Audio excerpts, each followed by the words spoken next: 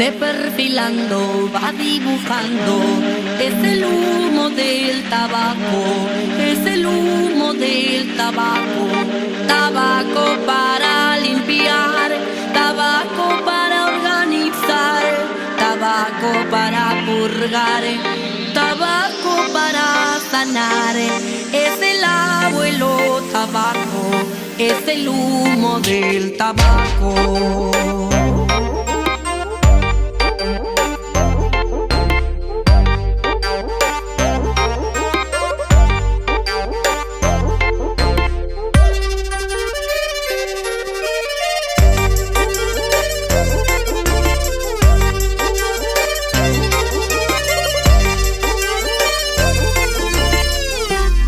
Perfilando, va dibujando, es el humo del tabaco, es el humo del...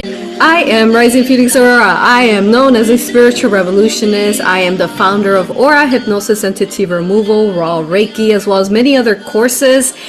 I am the founder of, as well, Rising Phoenix Mystery School Wellness Center, which you see right behind me, where we offer from all over the world. You could come over and come check this out, this beautiful wellness center. Such an honor, and I am also the author to Galactic Soul History of the Universe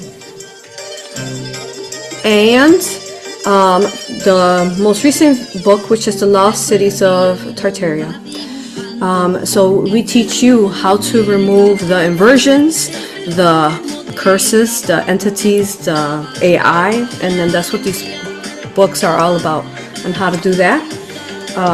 And this is such an incredible series that you're about to watch, so make sure you keep watching.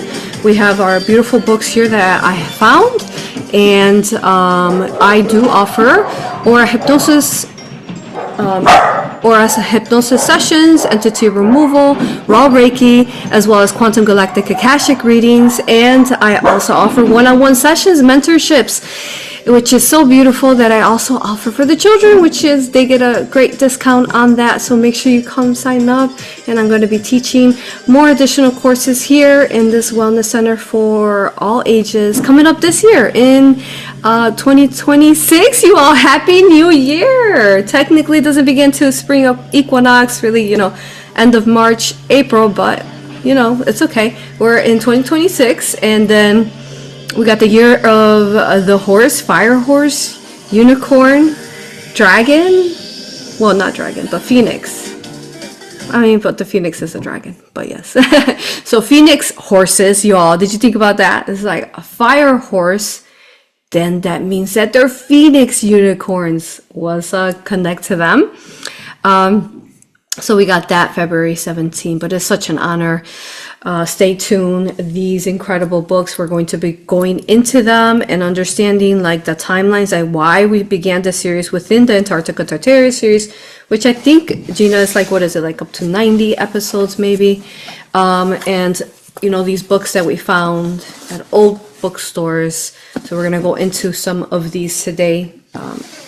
And yeah, so before I do that, and we're going to begin with the introductions on why the world's first are so important to bring them back, and more findings that we have found.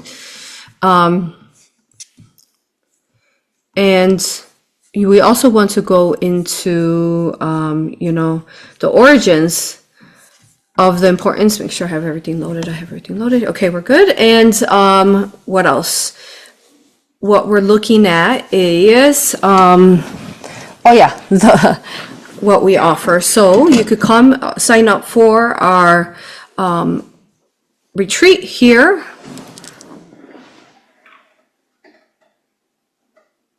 Sorry, there's like energy and clearing.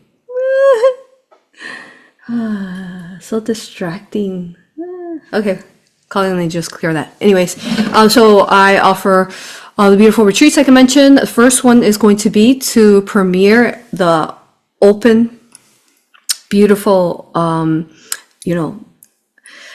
grand opening of our wellness center is going to be January 12th, and last day to sign up for that is January 7th. Otherwise, you can sign up. We have a couple people already signed up for the online workshop, so come join them. How to become your own most organic, walker of timelines, your most beautiful creator of removing any inverted timelines.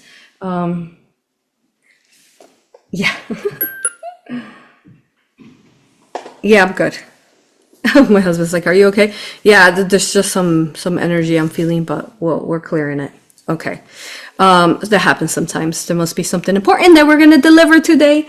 And so, yeah, sometimes if I look a little distracted or I'm spaced out, that means my higher self is doing something. But I'm good. I'm here, guys. You got some congratulations on the space, so everybody's excited for it. Oh, thank you, Gina. Oh, goodness.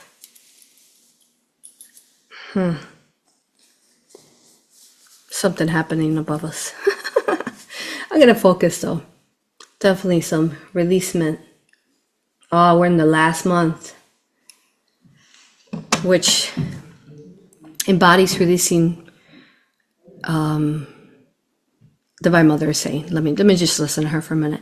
So she's saying that one of the reasons why I began to speak of removing curses is because she says that we're on the last month of that, and it's really important that you all focus on removing any family curses, individual curses, and then collective curses. She says that right now, like the collective of humankind is working through, and on that last month of this year of the serpent, really shutting off those inverted curses. It's time to shut them off and not let them influence you.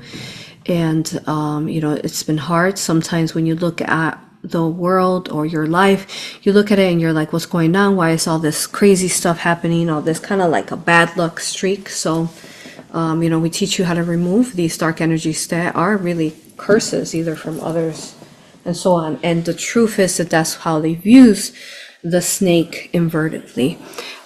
They knew her power, his power of the snake, of the serpent, that it was the only animal that can hold, demonic entities, which there's all sorts of demonic entities as I taught you all.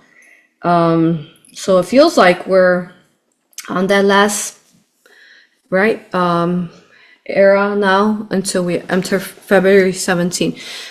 When you go into February 17, we're going to move so fast, so you want to remove all these all the AI and curses. Okay. Yeah, so I see this kind of like collectively happening right now, like above us, like people like stepping into their power, and like just I see they're literally like negative energy shutting off people, and they're releasing it, like shutting it off like old skin.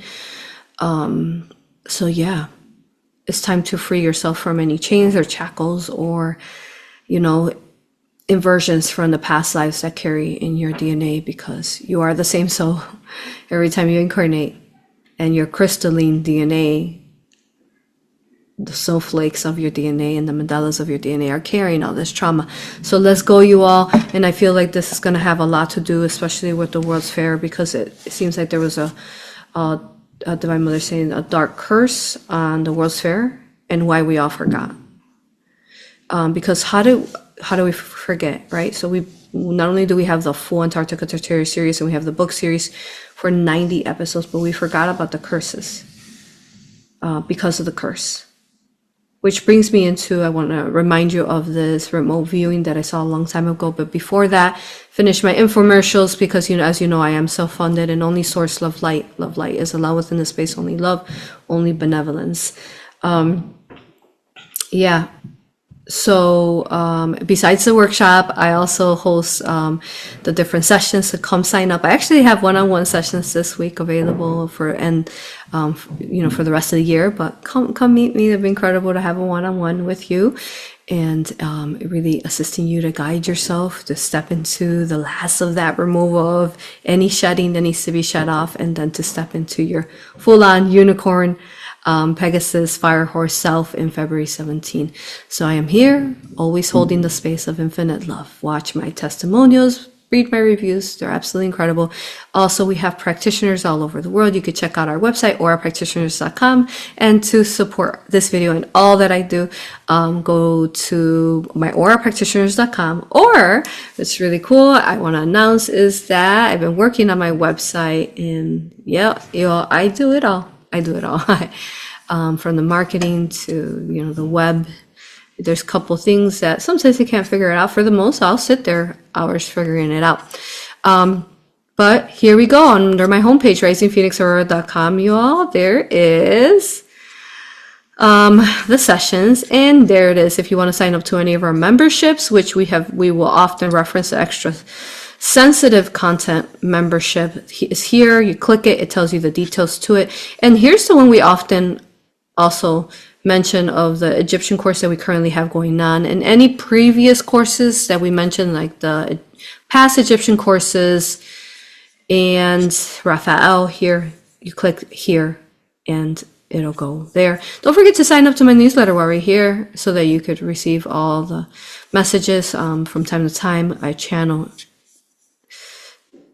Galactic newsletters and just inspiration by myself. Always comes divinely timely for the collective. Okay, so love to see you there. Check me out. And then, as you know, I have new channels. Check out my channels under YouTube, Instagram, and TikTok. I have new short videos. And yeah, you're gonna love them. The other day I was feeling a little imbalanced because I felt like the collective Divine Mother, she was basically being targeted, and I was feeling what she was feeling. So the way I balance myself is like, and by the way, I kind of totally just like dealt with it for like hours. Sometimes I need to listen to my own advice. And they said, just listen to your videos. And that's what I did. I went and I listened to the Rising Phoenix Mystery School videos, and I sat there, for, I don't know, probably 15 minutes watching, because they're short. They're like a minute or two.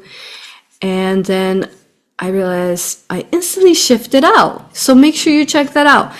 The minute I listened to them, the energy was just so beautiful and pure from the Wellness Center, and the messages that come forth, channeled through me, through these messages, were so powerful. I have more in the workings, but this is what we have so far. And yeah, go follow me on those platforms. Okay? What else? I think that is all. Gina, say hi, and we're going to get started. Hi, everyone. So excited to start the new year off with the World's Fair. Make sure that if you guys have any questions, you put them there in chat. Aurora will answer them live for you. And it's so excited to be here. I love you, honor you, and respect you all. And, make sure that you check out all of Aurora's courses, because they truly are incredible. And I'm so excited to see what's going to come up this year for all of us. And yeah, thank you so much for being here. Thank you. Beautiful. Now you saw the image at the thumbnail, and it's, a beautiful couple people on the top of one of the buildings looking down at it. I think this is one of my favorite images.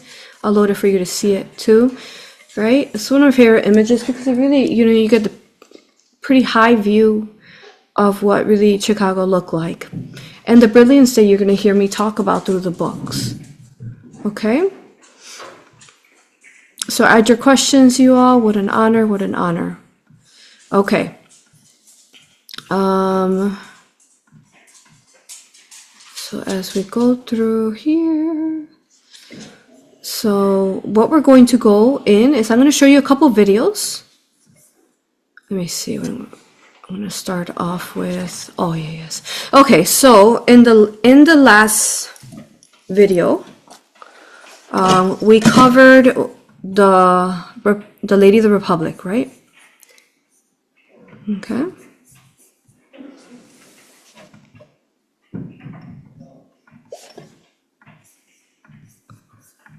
Okay, we covered the Lady of the Republic, and let me see here.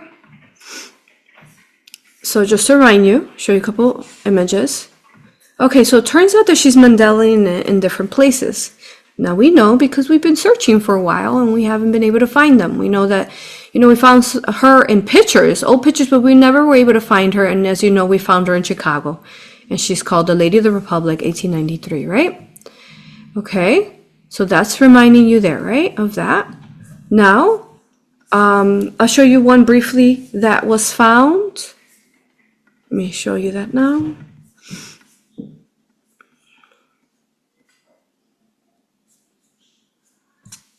Okay.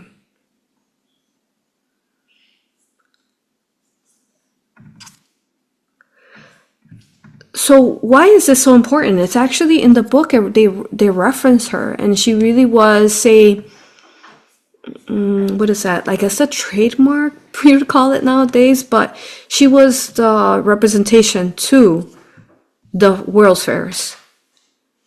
Okay, so she was like, if you were to put an emblem or a symbol or a flag to the World's Fairs, she was.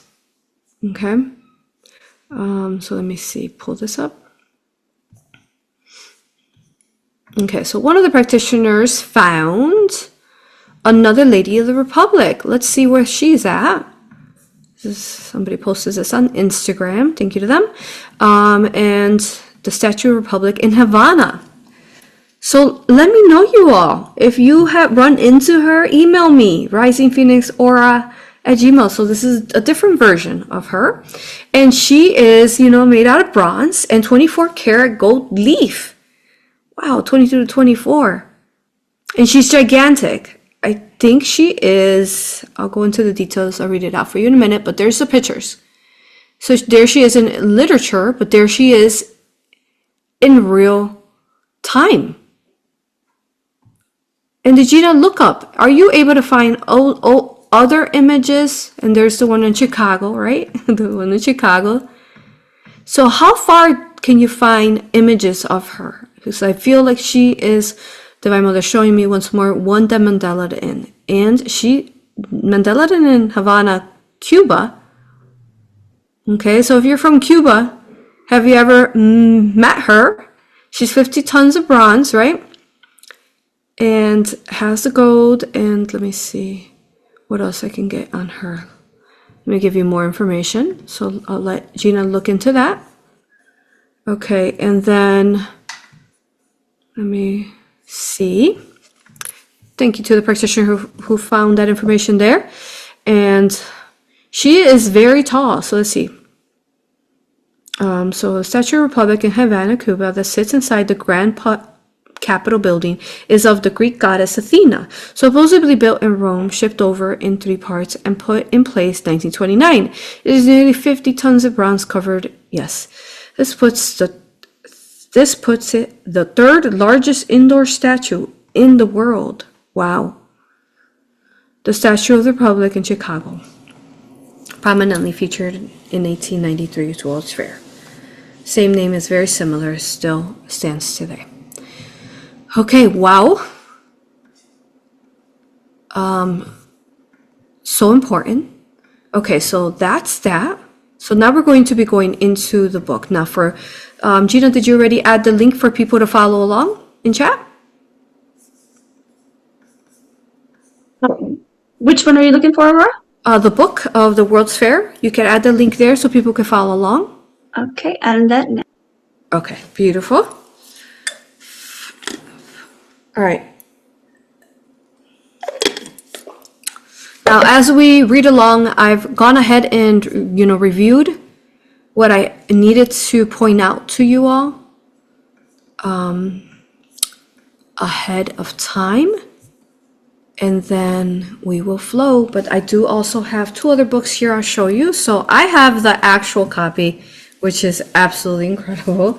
But you guys, here, let me show you. You could go to that link there that Gina has shared with you. And there is the book there. Okay? I'm going to go to the first page though. And that's where we'll start off there. Okay? And the copy, show you briefly some of what I feel that we'll go into, but we never know how these live videos are going to go. They always go in whatever way they're meant to. So the World's Columbian Exposition, this is the book, 1893. It's really interesting to read what the world was like before. There were still wars going on, but I'll explain later. And then we might cover some of this history of modern Europe, because it comes up in the book. Some of the wars that were happening. And we'll see if we go into the coronation stone that England goes into. Okay. All right. And so let me load here what I need.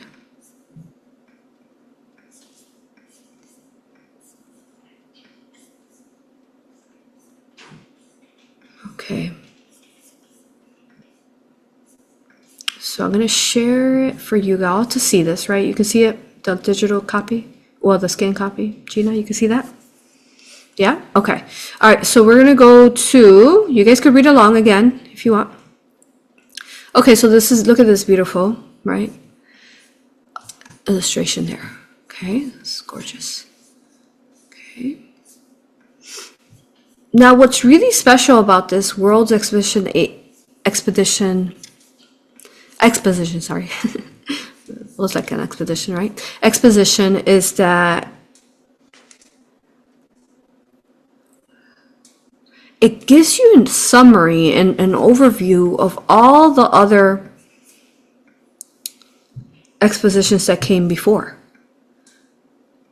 And before I continue to go to that, I'll talk now about the long time ago, probably like 6 years ago or 5 years ago.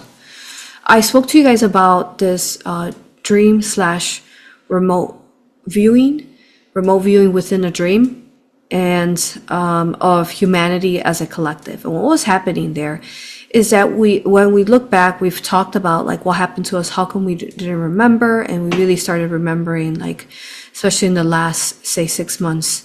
And first 2 episodes where I showed you guys like the new content that was coming in, the postcards, the books that were just Mandelaing in, just flying in, dropping in my hands. I still had to pay for them though at a store. I'm not there yet. And going into, I remember, let me go back. Okay, so I can't remember what video this was, but let us know if you remember. And what happened is that in the dream, there was, the way that they could, communicate to us is that there was a collective of humankind. Now, the collective of humankind, in order for them to incarnate, and the way that they displayed it, it was like a water park. A water park with slides. When you're going down the slide and you want to enter, and, thinking of it divinely, like what a water park would represent would be like birth, right? There's water, there's slides. The slides going down, the slides would represent, say, the tunnel, the funnel, the wormhole, the portal that really is your mother and her womb that's portaling you in, right? Through the birthing canal. That is the portal. So it could represent that. But in this perspective, it was, say, the artificial matrix simulation. And what's happening is that the souls, as they were coming in, they were, say, at the top. And then if you wanted to enter, you had to go through this slide. And everyone was kind of like robotically, like under a type of density or spell, going through the slides, not questioning it. Okay, so they were at the top, and then you'd have to go down. And like when you have crowds and you just got to go down the line and keep going and going there. And there was also nowhere to go. It's like you couldn't go back in the line because there were so many people behind you, right? And then the stairways going up to the slide was too steep. You couldn't really literally go back. So you already made the choice that you were gonna come down the slide, right? Enter Earth. So you had the choice. The choice was that you had to go down the slide. But what would happen is that some people would wake up, right? And that's what we know, like the insane asylums, insane asylums. I got it. Sometimes these human words, I forget them. But right, like all these experiments and all the people who were awoke and questioning, like, whoa, what's going on, you know, they were put in this insane asylums. And, you know, they're still here, you know, they're the psychiatrists and the psych wards still, you know, jabbing people. And, you know, these psych wards really keep that dark curse alive from back then when they began them, especially early 1900s, you know, shutting people down and not letting them wake up to their third eye. So these type of people, if they woke up in line when they were going down the slide, there was like these guards, and it was interesting. They had like, you know, like the traditional, say, like medical kind of, you know, like outfit, like the doctors would, but then they also had like guns, and they were like these slash hospital people slash inverted guards. And if they saw you a little bit like the movie Divergent, like you're not like zoning in and like walking, and they saw you wake up and you're like moving, not like zombie or lambish like the other people in line, they would figure you out. If you watch Divergent, right, like there's some that when they, you know, shoot the implants into the people, some people are awake, and while the others are controlled. So these people were controlled, but it's like your soul agreed to it coming in, because your soul knew that it was going to be dense here on Earth, and that the AI had infringed on people so much so that, and then also depending on what year you were born, unless you're like 100 years old, if you're 100 years old, I mean, you're still kind of in Tartaria, so hopefully you still have some memories there. But what would happen is most of us are not 100 years old, right? So we're looking at an era that has been forgotten. And the way that they did it is because when we would come in, we had to agree to save the collective and all those people that were going down. And of course, it's not just adults going down, there's children and, you know, babies, souls of all ages going down the slides. And you went down, and then the minute you went down, say you went through the birthing canal, the slide, there they were jabbing you. Vaccinations, those are those immunizations. So when the child is born in a hospital, they vaccinate them because that's their inverted curse to put them into the AI matrix. And then they, thank God, thank you, Robert Kennedy, for that. You have began the removal of the is it the HP virus, right? The vaccine, HP vaccine. Is that what it's called? No, it's the hepatitis B.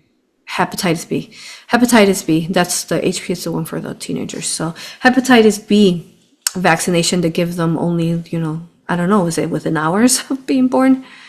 This is disgusting because it's supposed to be for sexually transmitted diseases. So, you know, what do you think that happens? What do you think that does to the child and their sacral chakra? It's harvesting their womb and their reproductive system, you know, their organs, to invert the womb and the sperm of the baby and the eggs of the children that are being born. That's why they had that. Can you believe that? That's disgusting. So then what happens is that when you infringe on the child's sacral chakra like that through this horrendous vaccination, is that you then, as a parent, give the power for this child to be put into the inverted matrix, because that's how they power them, by attaching and infringing on our sacral. Okay?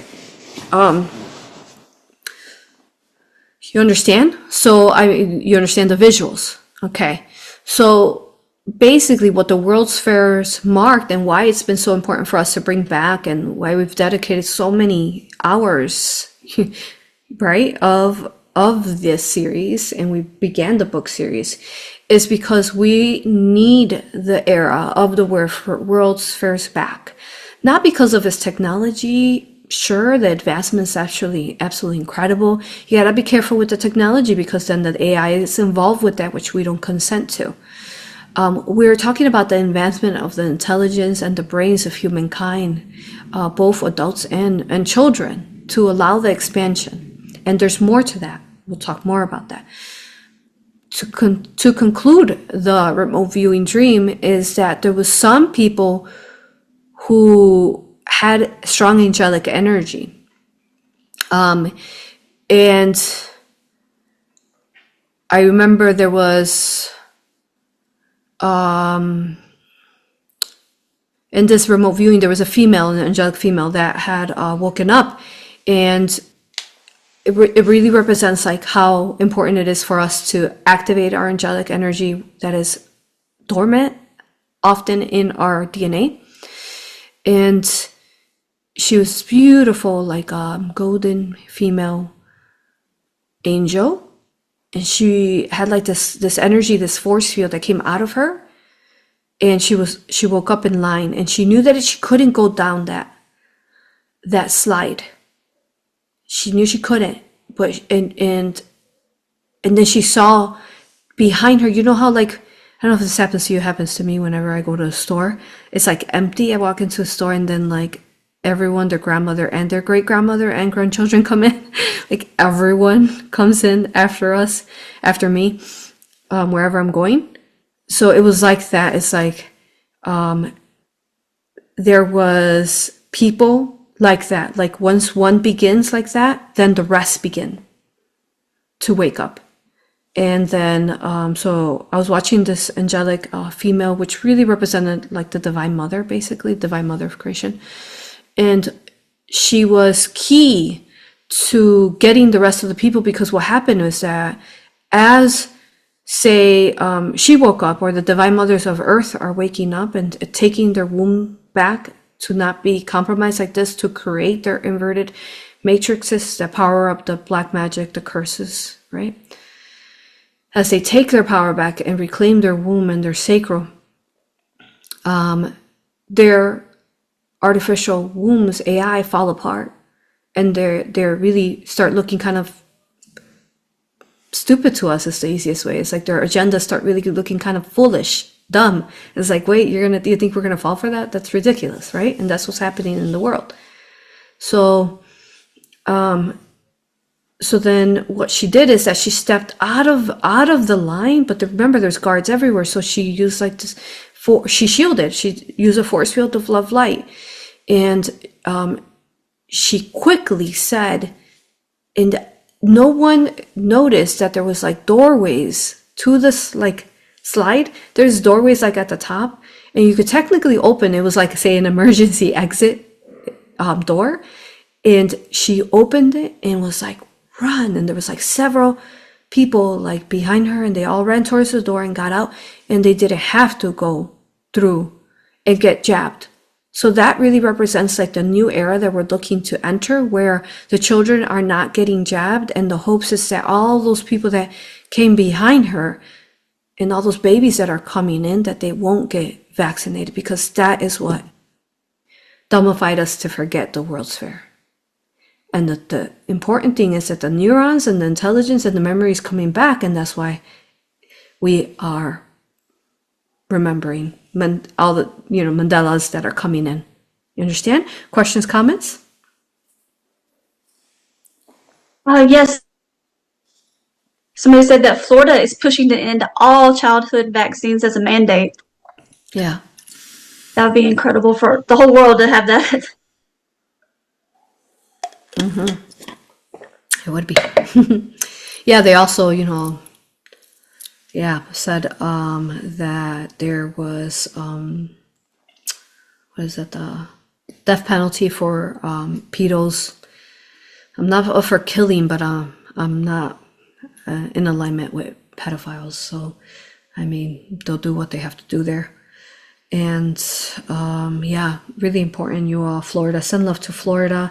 He also passed, what did he pass? I don't know what it's called, but he passed saying kind of like, I don't know if it's a law, but or jurisdiction, but saying that there are no weather modifications allowed in Florida. Yeah, there are a lot. They know more than we realize, you all. Exactly. So our whole time, like we're making it up, but they said it plain out truth. Like that's not allowed here in Florida.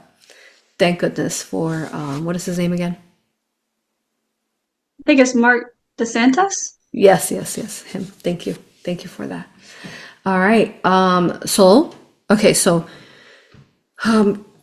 why I opened it up with that remote viewing vision and is because that is the goal from here on. As we bring back the world's exposition and that memory of the advancement of humankind, the hopes is that more, say, emergency exit doors are going to open for people not to go down and get jabbed. Okay? And so we're looking at a new era, Divine Mother says, is the hopes as a new era where we're going to bring in humankind that is not vaccinated. This is big, you all. When's the last time that we didn't have vaccinations? It's probably been over 100 years. So that will be a tremendous achievement for humankind to be able to bring life forms with no vaccines in them. It is epic, you all, because what it does is that it builds the organic blueprint and the organic timelines and the organic future ascension. And what it does, you know what it does? It eradicates the artificial timelines. You know those videos I've made of the time travelers? And CERN is not a technology. We'll add all those links for you guys. Those fall away. This is why it's so big. For example, that, hepatitis B shot to be taken away from the children. We understand this, like we were looking at them, they're working in, say, the 3D and the political and health system. But all of those are the curses in the quantum, in the energetic, psychically, spiritually.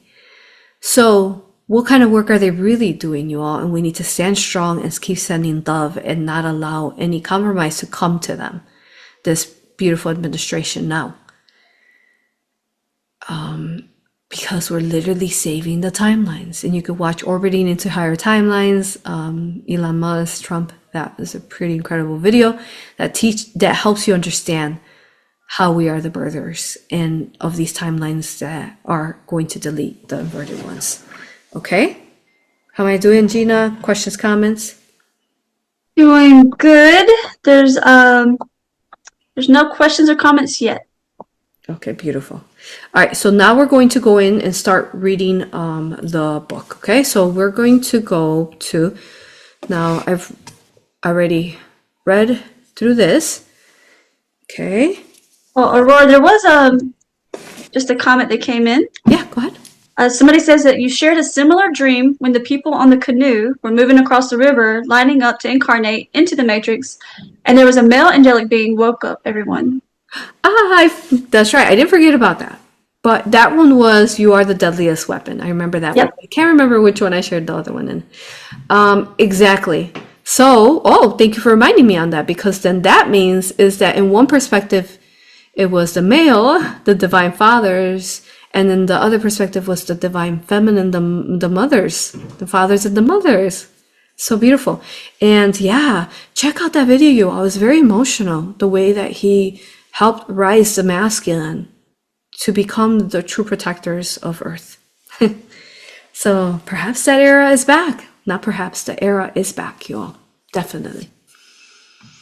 And then also I looked up, I was looking up the statues or replicas of the statues of the Republic. Yeah. And it really just wanted to go to statues of liberty located around the world, which I thought was interesting. There's over 150 of those replicas. But you can't really find the one in Havana unless you specifically are looking for it. And then, like, how old type pictures do we see? Any information on her?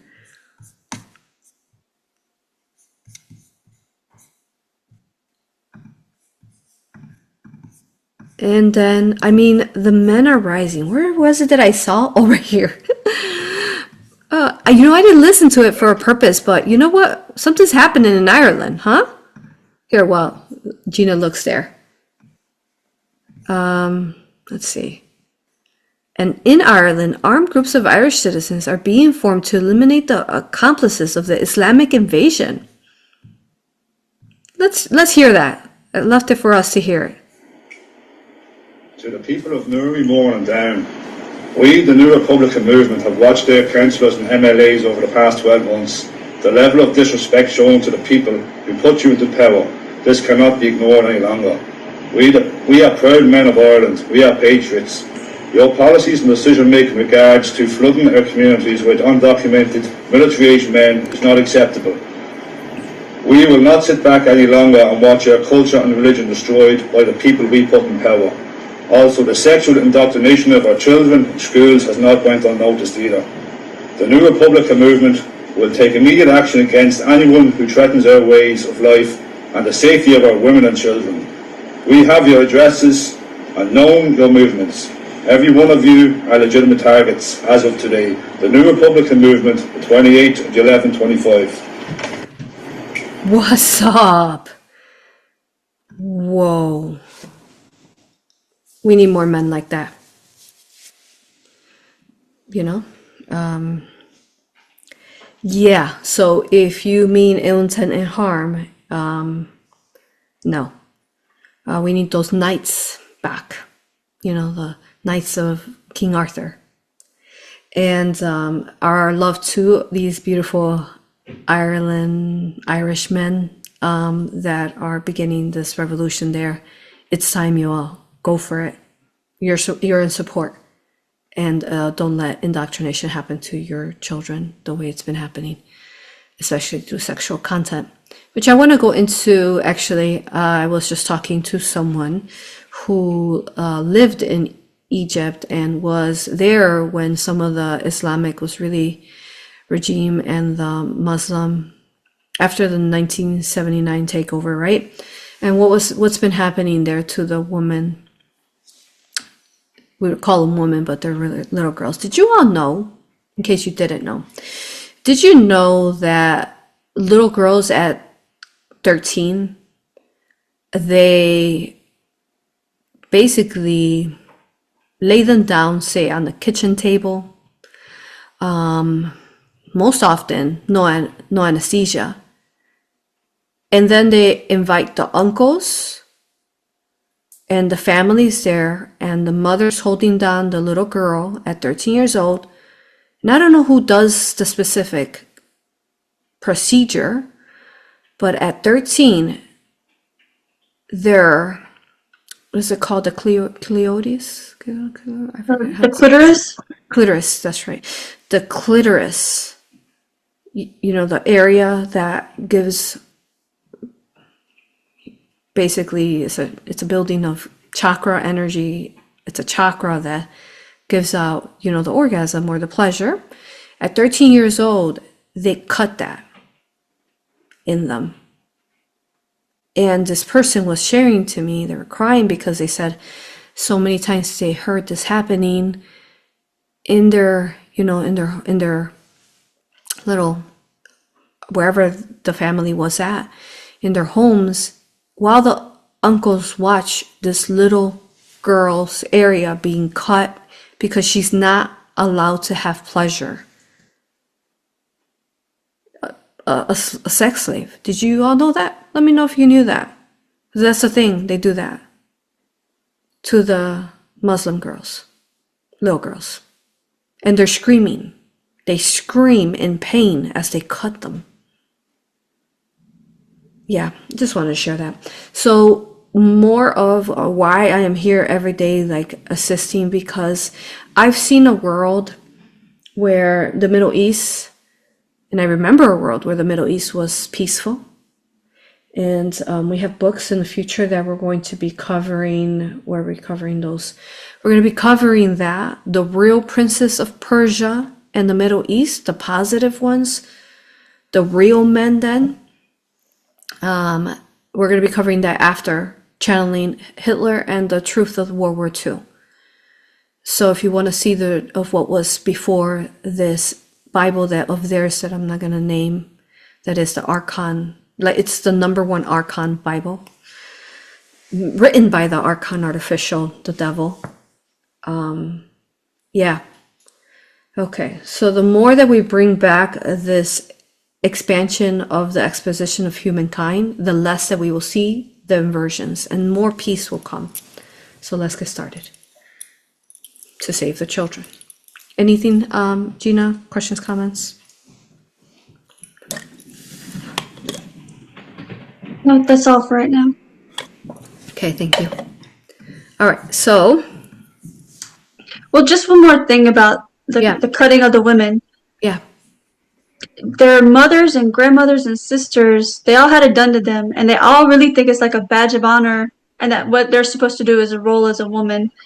And so, with that, it's just it's really awful because it reminds us a lot of how like they do the circumcisions with the little boys as well. yeah, And so they make it seem like it's like that out of a badge of honor and respect, but it's not. And then also, I was talking to somebody just yesterday about the creepy uncles, and I didn't know they had the uncles and everybody come and watch. So we were trying to figure out where the curse of the creepy uncles come in as well, because every family has a creepy uncle, right? Or we've heard a lot of creepy uncle stories. So we were trying to find the curses of that as well, or try to talk about it. So I did not realize they had the men there as well. yeah. They did. And there it is, you all. We found the curse of the creepy uncle. Okay. Disgusting. Yeah. I won't even go into like the harassment that happens in Egypt if you go. I mean, how the men there just are programmed to touch you just walking down the street, like your private areas. I mean, we won't go into that, but it's just really horrendous, y'all. Okay, but we're gonna now look at the book here. Okay, so I'm gonna skim through the pages that I've already read, and I know already what they say because I'm going to cover the most important stuff. So here we go. Okay, so this is what some of the other, I think the beginning page that we go into here. Here's the contents, so we'll skip that. The list of illustrators, which they give a lot of love to. Very beautiful. Okay, so now we are on, I'm looking at, what page is this?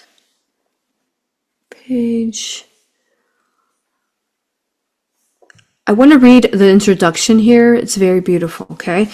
All right, so it says, when the gates of the world's Columbian Exposition have been finally closed, it will be time enough to impress its lessons upon the world. To attempt to do so now would be premature and perhaps misleading, but since its glorious have been unveiled to the public gate and its success has been assured, it is well enough to review the successive steps which have led to that success and to present in a comprehensive way some of the features which will make it ever memorable in the annals of international expositions. I also realized that they use words that humans use pervertedly now to express themselves, like gay and anal and arouse. They're supposed to be positive words, okay?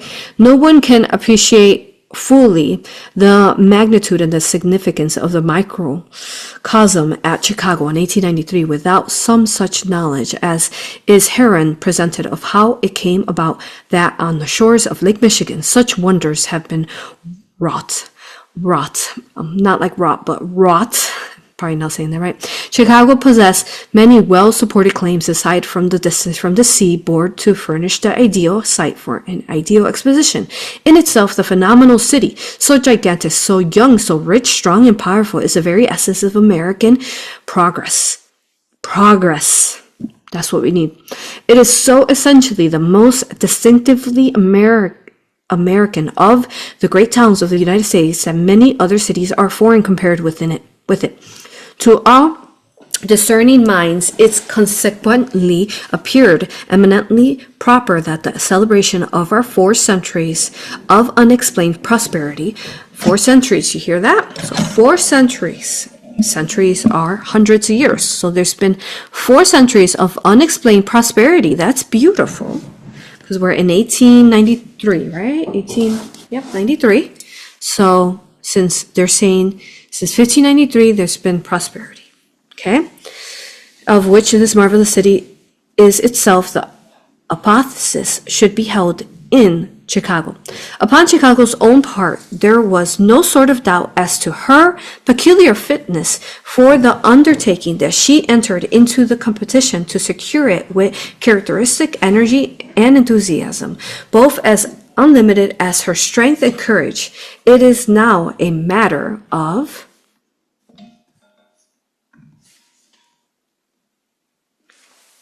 history that she won, and it is the scarcely world will, while to describe in the detail of the heroic measures resorted to it in securing the prize over her older and subtler sisters. Let me zoom in on this. The sun is in my eyes. Here we go. The pledged 10 millions and more were raised and at sight accessible to the National Commission found. This was far more difficult than may appear at a glance owing to the characteristically stupendous scale upon which Chicago immediately began the formulation of the exposition plans. It was not easy to find commensurate space with improved surroundings. There it is, you all. Jackson Park. I didn't know it was written here, but it is. And I'm going to show you the video to remind you. It was not easy to find commensurate space with improved surroundings. Jackson Park.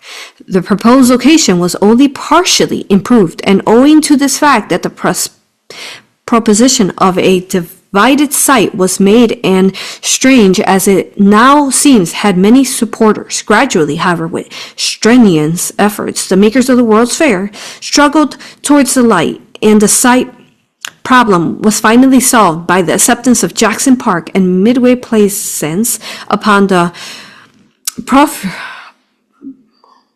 of the same by the South Park of Commissioners. Okay, let me help you understand. There's some more I want to explain there and read. Jackson Park. There it is, guys. We did it. There's the proof, which is absolutely incredible because we did not know exactly where. I mean, we had hunchlings. But, and also the Lady of the Republic still wasn't there in Jackson Park. Remember what we showed you guys last time? What's up? Reminding you now. Remember the story I told you. I went there in October. Texas, though, but a lot of great things came out of that fire, and that is the second city. That's the city you've been looking around you today. That's why we have that nickname, not because we're second to none, but because we first burnt down. Also, we have a few more things. Not just that, but ladies and gentlemen, how about we get the world's Columbian Exposition? Now, 26 million people visited our city. 26 million people visited our city, and they saw a few things. How about the world's first Ferris wheel, almost looking like the one to our right now, but how about even taller? How about the world's first Zephyr? How about the world's first recipe for the brownie? They may have also ran into something else. If you look to the left side, but just on the other side of this vessel now, you can see behind I know it's frozen. You're going to see a neighborhood, and it's called Jackson Park. That's where the world's Columbian Exposition was, and that's where the United States There we go, y'all. first serial killer.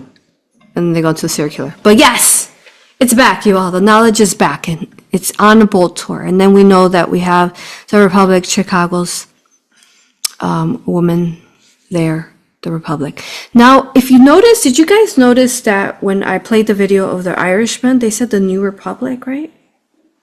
They said the New Republic. What is this about, you all? Now, we read it, we see it, it's mentioned. It's even mentioned perhaps in some of the laws or, amendments or different, like the U.S. Constitution, which I have the original Constitution books, which we'll go over in the future. I think that'd be cool to go into.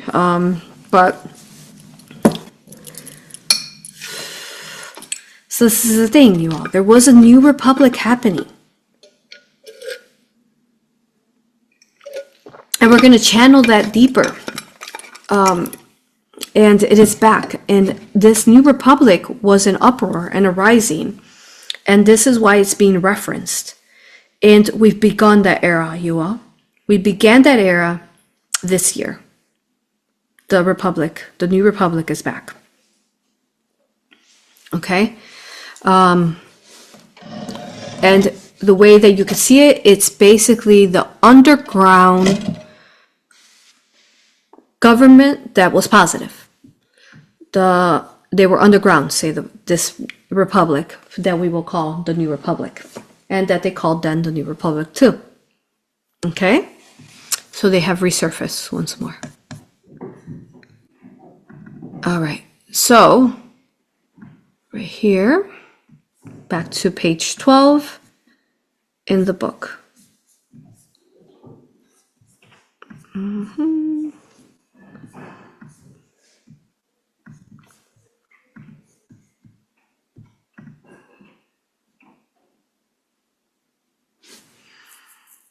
Okay.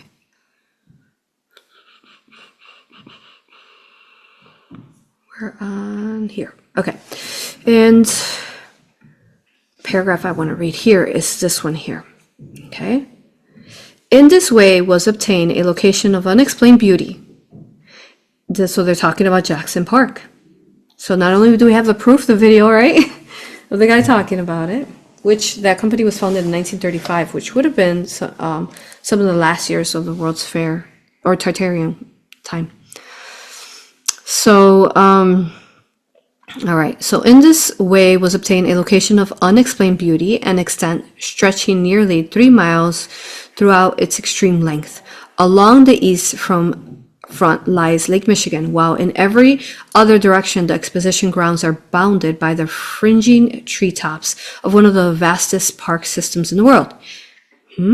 That's not there anymore. Yet necessarily included in the magnificent site was a considerable amount of unimproved land, comprising a series of swamp and sandhill, and from this natural defect grew the most beautifying single feature of the entire landscape scheme. Grand basins and broad lagoons ultimately replaced swamp and unsightly sandhills and resulted in the now famous Venetian effect of the world's Columbian Exposition, which fills the beholder with dazzled delight. But this came only from months of titanic toil and the expenditure of vast sums, and following with all possible speed hard upon the preparation of the background came the process of actual construction of the main buildings. It is not easy to overestimate the spontaneous character of this portion of the greatest enterprise of modern time.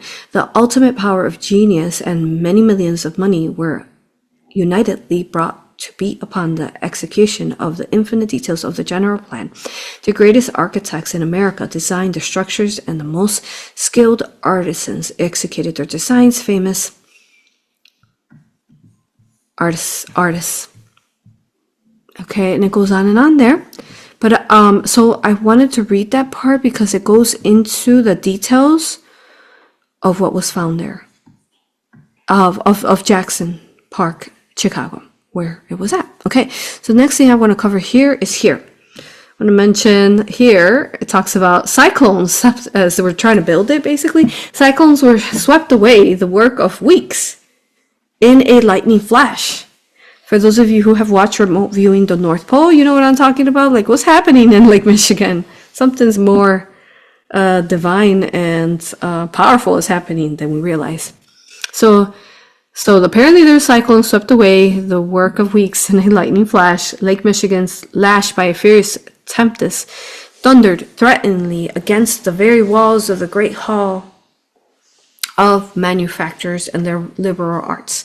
Sailors climbing to perilous heights, which landsmen dared not attempt, laboriously cleared snow drifts from crushed roofs, only to find heavier flakes falling anew while they toiled.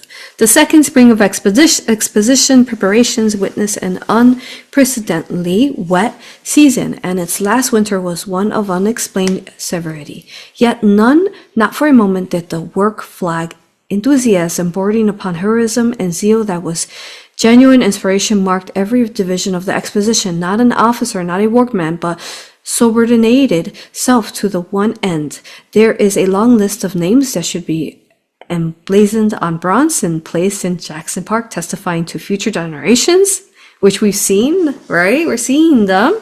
And some of those plaques that we see, we're like, what is that about? especially if they're from the dates of, 1893 or early 1900s. I mean, there'd be some of the labor that was, love and labor that was there from humanity. Names of men who sacrificed time, personal ambitions, business interests, and association with their families in order that the promise of the nation should be a good and the gates of Jackson Park thrown open to the world at that appointed time. Well, the enchanted White City, interesting. I'm sure we'll learn more about why they call it the White City. I know personally that there's a white flame here. There is. So the city of Aladdin's palaces was thus magically springing from the mud of a primeval prairie. The national and international character of the world's Columbian Exposition had become firmly established. State after state wheeled into line, making generous appropriation for buildings and the collection of exhibits. I may be permitted in this connection to pay a well-deserved tribute to the Board of Lady Managers. So something was happening here in Chicago, and I'm going to tell you what was happening as we continue to read. There wasn't just, so far, what have we learned? We've learned that Lake Michigan is a dragon in fury, and she's powerful, right? We also learned how the beginnings of the World's Fair was coming to be.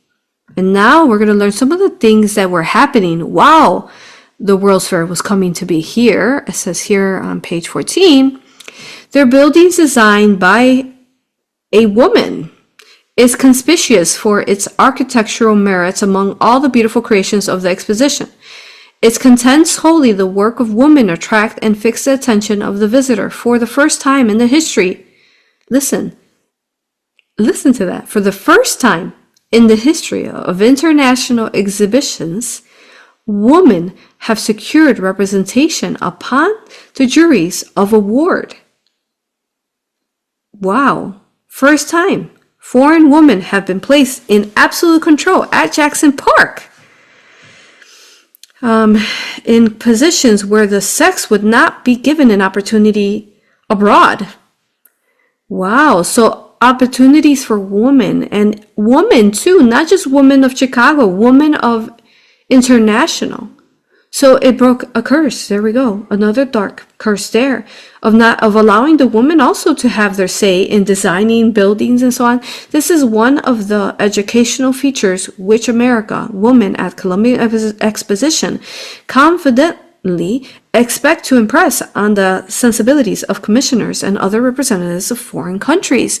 How beautiful is that, you all? That the women were given the opportunity. And of course here at the Dragon Heart, which at this point you guys should know what I mean by that, the Divine Mother's Dragon Heart. So Mexico and the Central and South, right here, I'm going to skip here. So Mexico and the Central and South American republics, okay, are foster children. They called them their foster children. How cute. Also, and again, remember, they don't use these words inadvertently. To call Central and South America, Mexico, their foster children, that means that they would be very close to them, like children. That they would have a loving relationship, like a, say, adopted child that you're trying to save. How beautiful is that? So I want to remind you of this love that 1893 had, okay, because we need to bring it back.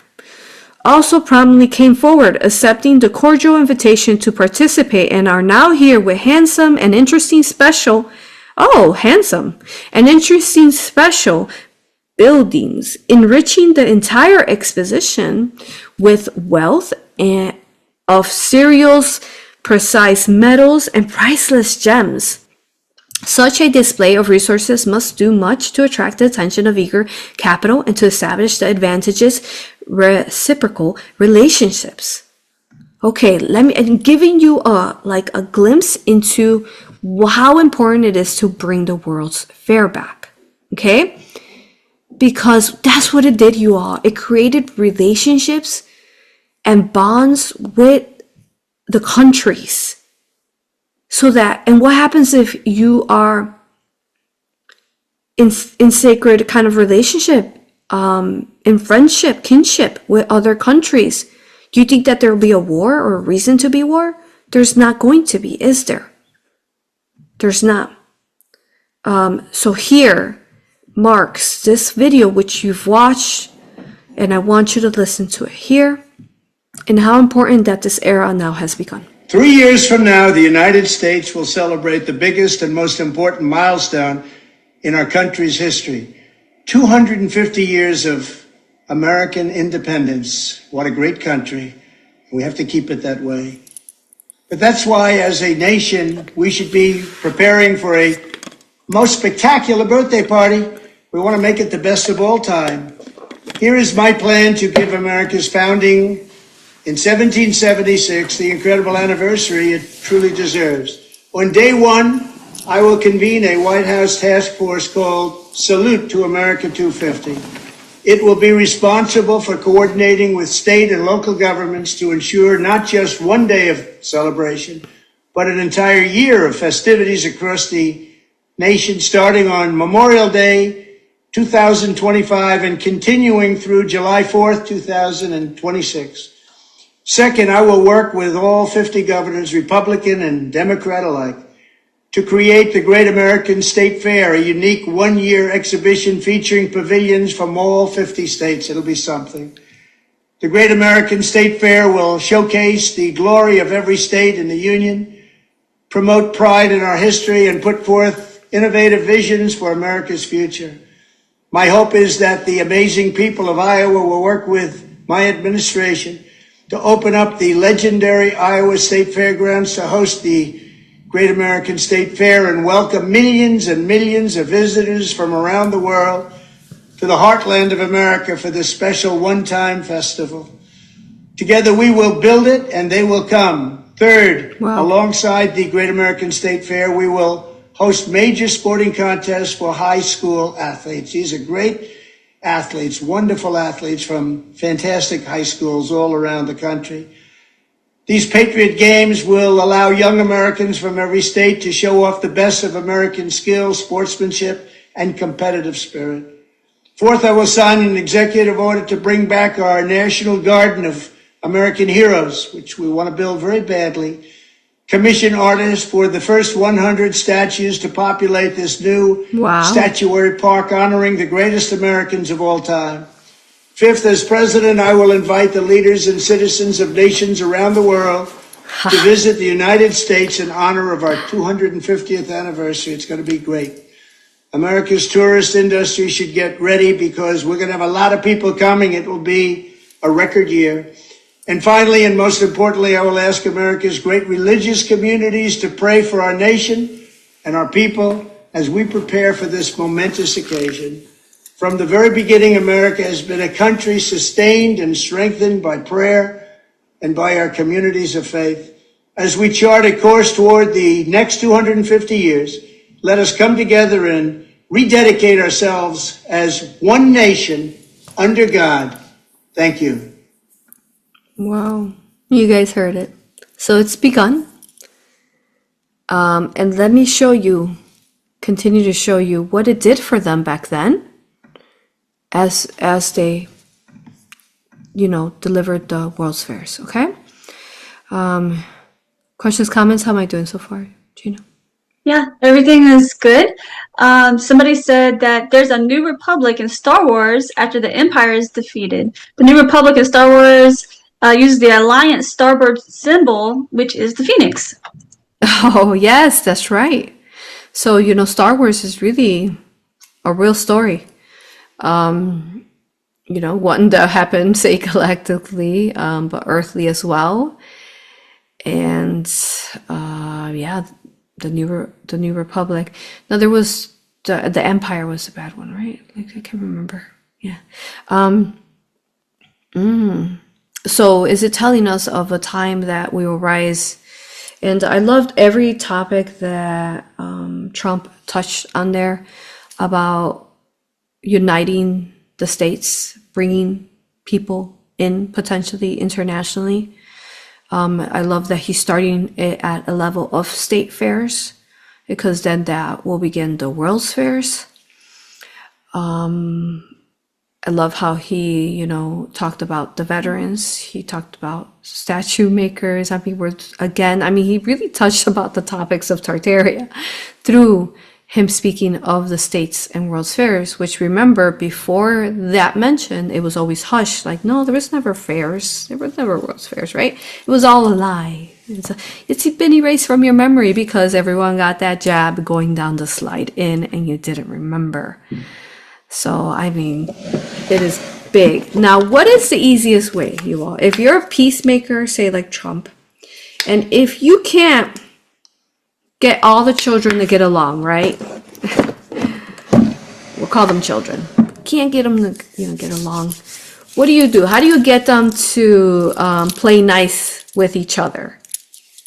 I mean, you put on a party, hopefully. You put on a party, like you put on like a festival, and you entertain them. You give them some rides to ride, some books to read, a potential to make money as a country and sell your gems like Mexico was then, you know, to show the world what you have to bring to the table as a country, as a nation, or a city. So imagine a world like that, you all, that Trump is now going to begin, and we want to support this beauty. Again, no AI is the hopes, but I mean, can't get rid of it fully right now. It would be beautiful because they will remember, you know, the hopes is that as these different countries get along and they come together and put these world's fairs in the future, is that they will remember and hopefully not fuel or fight against one another. Okay, so I will continue to show you what this world is like because it's good time, and what other better video than to start with right now for year of 2026, where we're going to bring in this expansion of humankind. All right, okay, so let me continue here. What page were we on?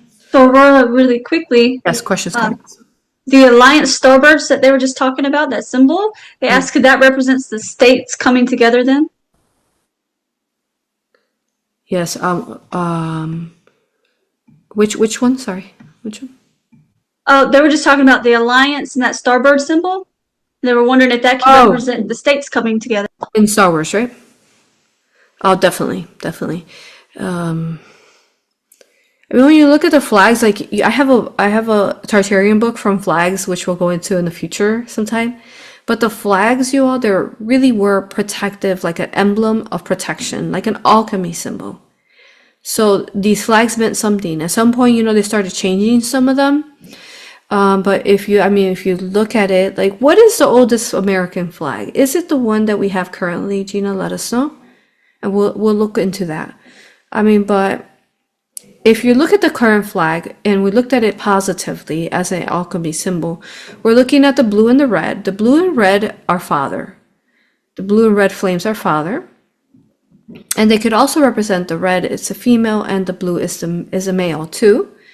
And then you got white in there for purity, and then you got stars that are white in there as well. So could it also represent, also say, like the galactic assistance or the galactic union from above? I think it would. And the stars that say hover over some of our pyramids, did it mean something different back then, especially with the New Republic? Were these buildings, did they mean something different? We know with the last American, these buildings were already up and they moved in. It cannot explain. I don't know, somewhere here, I don't remember, I'll look through and see. But it's said that they just began with the idea 2.5 years before this book is written. I mean, there's absolutely no way they could have built every single one of these buildings, right? But we'll see what this unfolds. Should I keep talking, Gina, or are you gonna talk?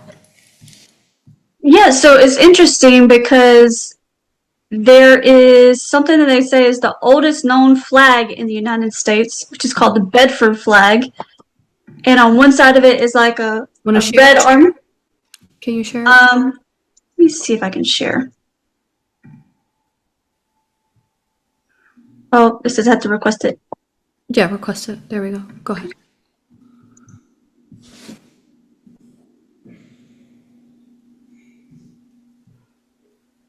Okay, can you see that? Yes.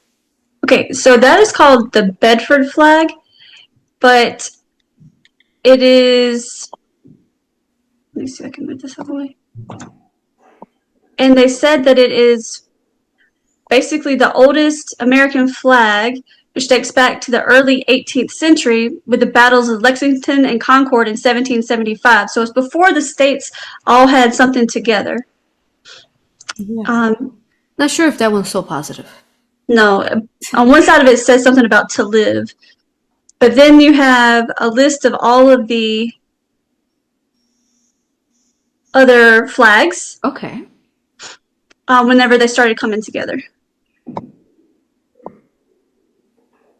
And you can see them as they started changing with the stripes, the red and the white, and then they added the blue, and then the stars eventually, and kind of see how it goes from there. Sweet. Thanks. Okay.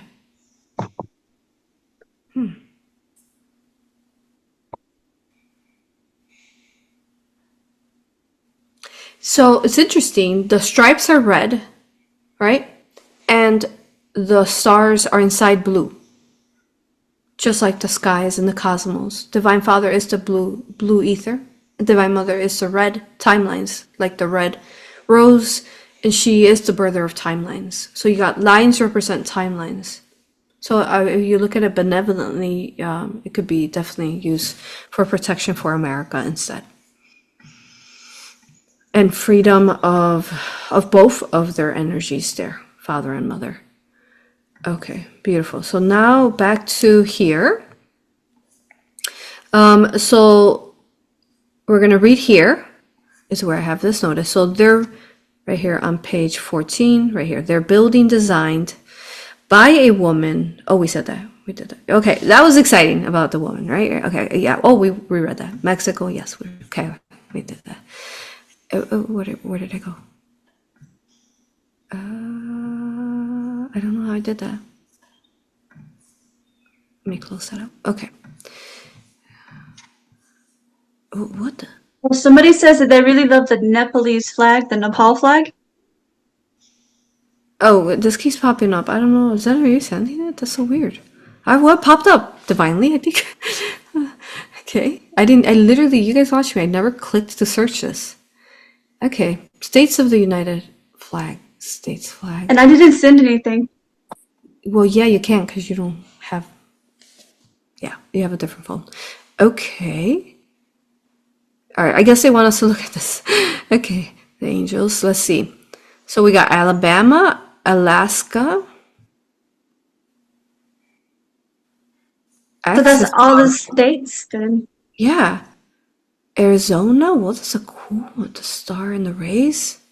Look at the Alaska. 1, 2, 3, 4, 5. Arkansas. California Republic, the bear. And they even call themselves the Republic. Colorado. Connecticut. Delaware. What are you, Delaware? It's like people. Can you click them? Oh, yeah, you can see them clear if you click it. Oh, cool. Where'd it go? Maybe you can't click them. Something happened. All right, well, there's a good... Look at Indiana's. That's cool. A torch with stars.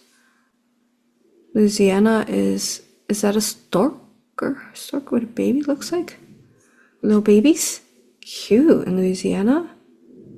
Wyoming's a buffalo. Vermont's like a pine tree. Okay. Illinois, I had no idea. Hold on, we're a eagle with a snake? How so? I thought that was Mexico. Whoa. Which we know the eagles are not eagles, they're phoenixes. In the Tartarian buildings. Yeah, I just looked up that flag from Mexico and it looks just very similar to that. What? Okay, well. Did you send this? Text me. Did you send that to my laptop? Oh, you did. All right. Well, you're the angel that sent it. Okay, you did text it to me, but I don't know how it popped up on my laptop, but it did. Okay, all right. But yeah, look at that, Connecticut. What's going on there? Hawaii. That's Hawaii's flag. That's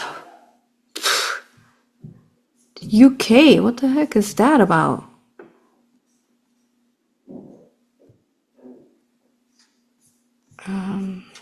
Yeah, the day that I would see Hawaii free themselves from the US and the UK would be just a dream come true for sure.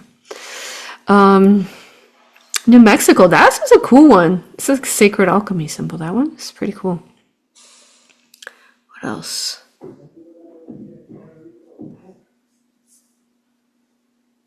Look at South Carolina. Oh, that's cool. Palm tree with a crescent moon. Very cool. Maryland. Look at that.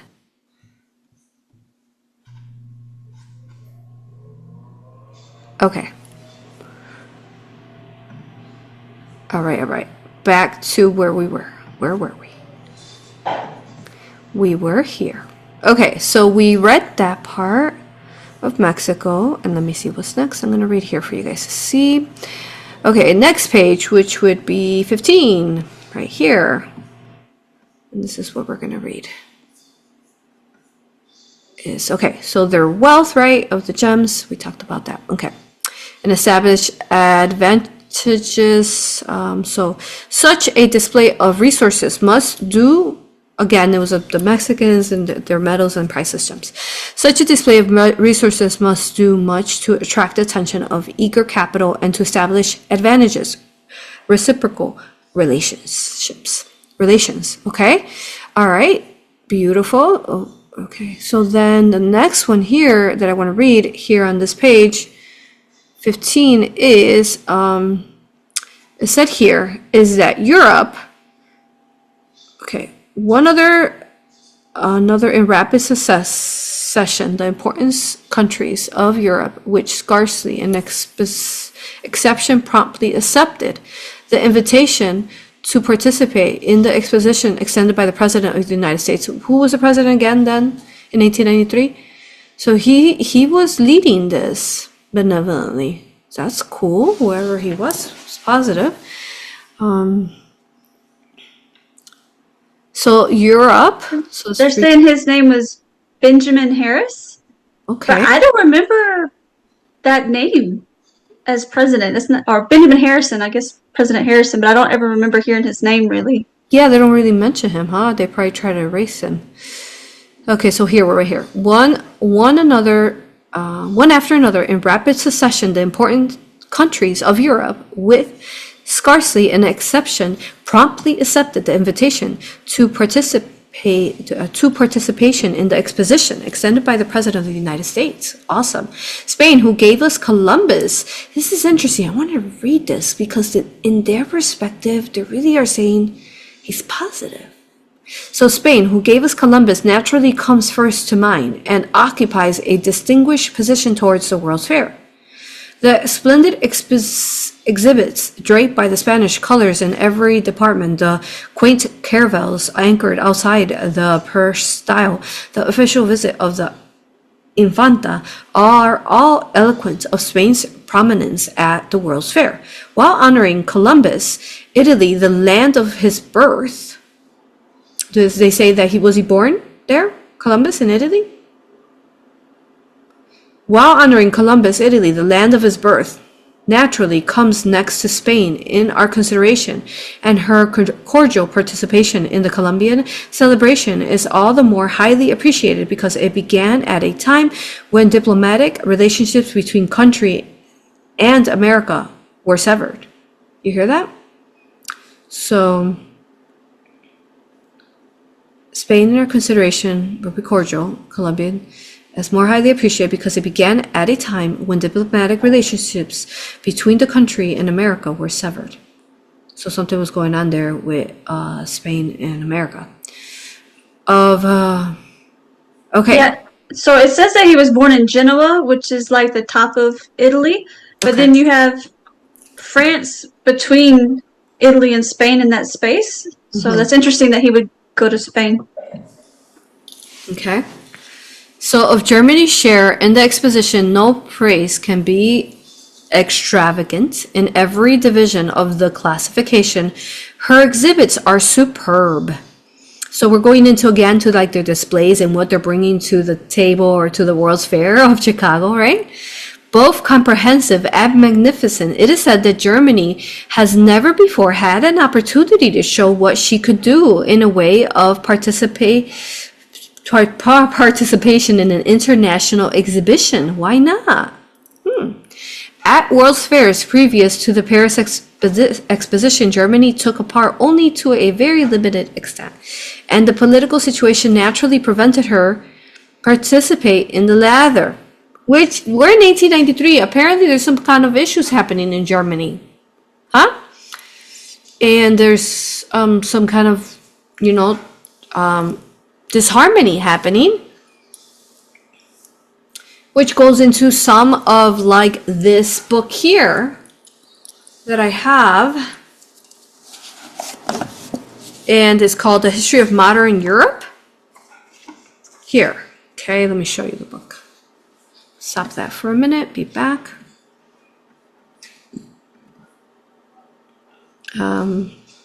This book here. In case you guys want to see if you find a copy of it, or a digital copy. Let us know if you find a digital copy of it. Put it in there. But Gina, put it in chat if you find a digital copy. Maybe the same website. I'm grabbing this one.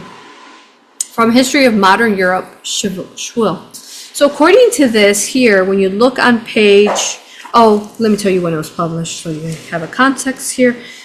This was published in 1905, okay?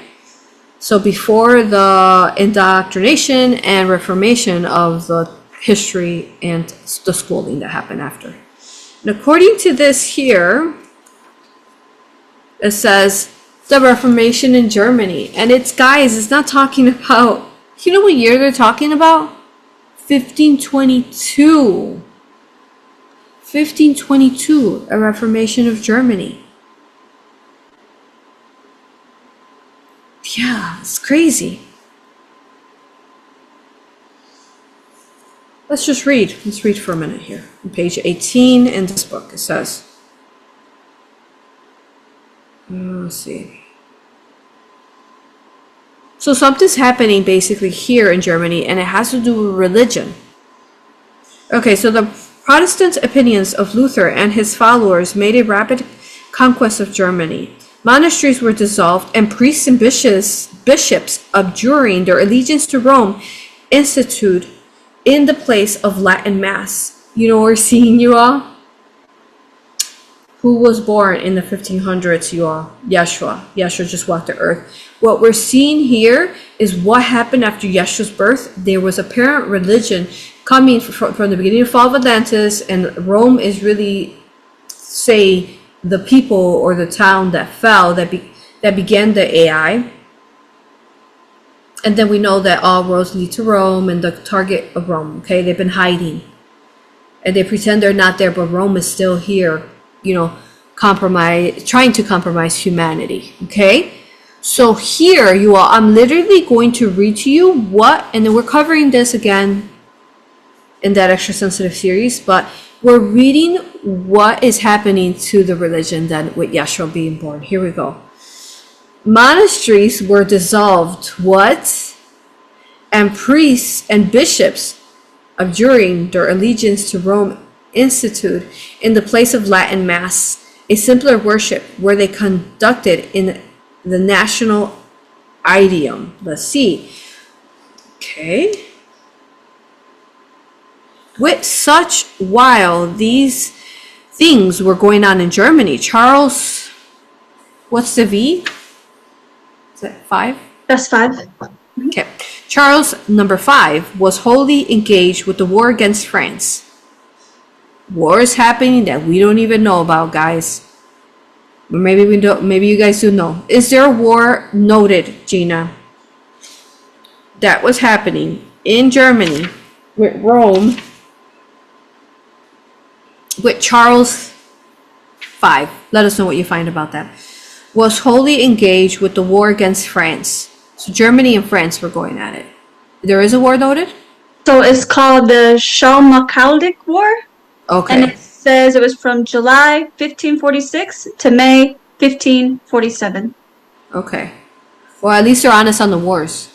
Why are they honest? Because they need that pain to power up their inverted matrix.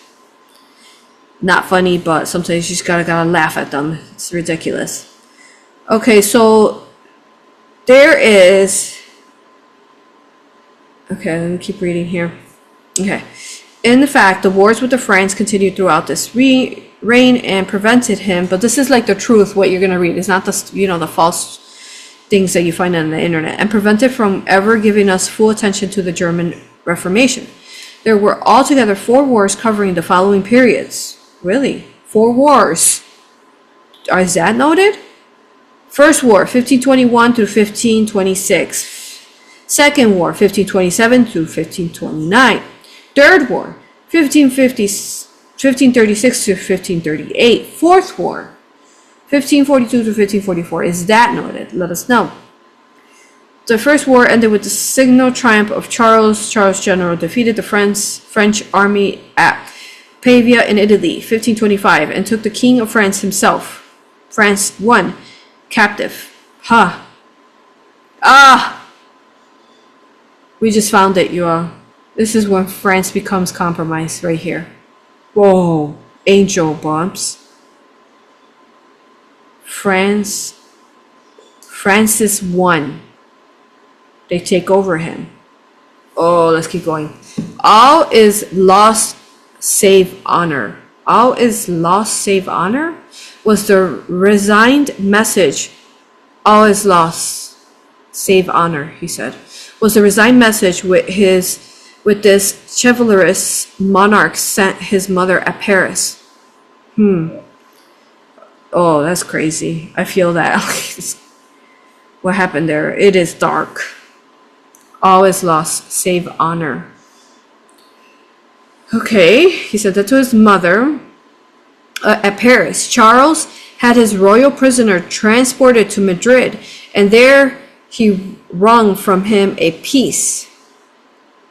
So Charles' general defeated the France, and Charles, what's going on there? While those things were going on in Germany, Charles, that was happening in Germany. Who's Charles? It doesn't quite say, but he goes into France. And he's a general. See if what you find on that. Let me know if you need to say anything, Gina. So I found 3 of the 4 wars, time frames that you just mentioned. There was one that was the German Peasants' War, which is the earliest one. The next one was the War of the League of Cognac. The next one, they didn't have a name for it. And then the last one from the 1542 to 1544 was called the Second Schmalkaldic War, which was the first one. They had the first and second ones, I guess, different wars for that with the Charles V guy. Okay. And where's Charles from? So Charles had his royal prisoner transported to Madrid, and there, which was, Francis #1 to take over France, he had his prisoner transported to Madrid, and he is in Madrid in Spain, right? And there he wrung from him a peace, 1526, by which Francis ceded all claims to Italy. By which Francis ceded all claims to Italy and parts of France itself. So Wow. Charles V was a Holy Roman Emperor, basically like being Vatican, like that. So the Roman is a Roman guy that went after France. There you go, Okay, and parts of France itself, Burgundy and sovereignty of Arthios to Charles. So Italy and France were given at that point, guys, 1526. That must have been a dark year for humanity. But beauty had Francis regained his liberty when he hastened to renew the war. Charles had overstrained the bow. Francis could buy peace by the season to his enemy of Milan, a foreign conquest, but as long as there was life in France, her king could not grant, nor could she accept a partition of her territory. The Pope and Henry V111, is that like 8, of England, who had hitherto favored Charles in the struggle between France and Spain, now went over to Francis from fear that the emperor was striving for the supremacy in Europe. The most noteworthy incident of the Second War was the sack of Rome, 1527. The great French nobleman and the Duke of Bourbon, who had turned traitor and had been put by Charles at the lead of mixed troop of Spaniards and the German Protestants, was ordered to march against the Pope for the purpose punishing him for his alliance with Francis. At the moment in which the walls, and it's just all a bunch of ridiculous stuff, huh, Joa? Blah, blah, blah, blah, blah. Okay, all right, we'll move on. But there we go. I had no idea we were going to find that there, but we found it. And we know what's happening in France with Macron, and then also, you know, which, yes, his wife is a guy and is his handler. But we all know that. Sending him love because he was a child. Okay, when it happened. So then... Also, Aurora, there's another Charles V in the 1300s. Uh-huh. And he's around during the time of what they call the 100 Years' War. Okay, we're probably going to go another 20 minutes, guys, and we're going to conclude this. There's always so much to cover in these videos. But let's continue reading. Anything else, Gina? We're good? Yeah, so there's also something somebody sent about the 30 Years' War, and it has to do with Germany, and it was 1618 to 1648. And they said it's one of the most destructive conflicts in human history, primarily fought in Central Europe. And Who was fighting against them? Parts of Germany, France, Spanish, Portuguese. It looks like all related to the religious conflicts of the Roman Empire, the Holy Roman Empire. And they said 4.5 to 8 million soldiers and civilians died from battle, famine, and disease. So what we're seeing is a constant war, and the Romans are the ones, and they're also, you know, also the Jews hiding it as Jews, the Khazarian Jews that we talk about in Chan Hitler. But yeah, that's all them. Okay. And then somebody had a question. Yes, go ahead. So the free cities were pro-Protestantism, which is mean non-Catholic religions. I got confused because it's of dependence with the Holy Roman Empire, which was founded on Catholicism. I guess they're asking if the free cities were more Protestant, meaning non-Catholic. We don't know in that era. I think it changed and went back and forth between Protestant or Christian or Catholic or yeah.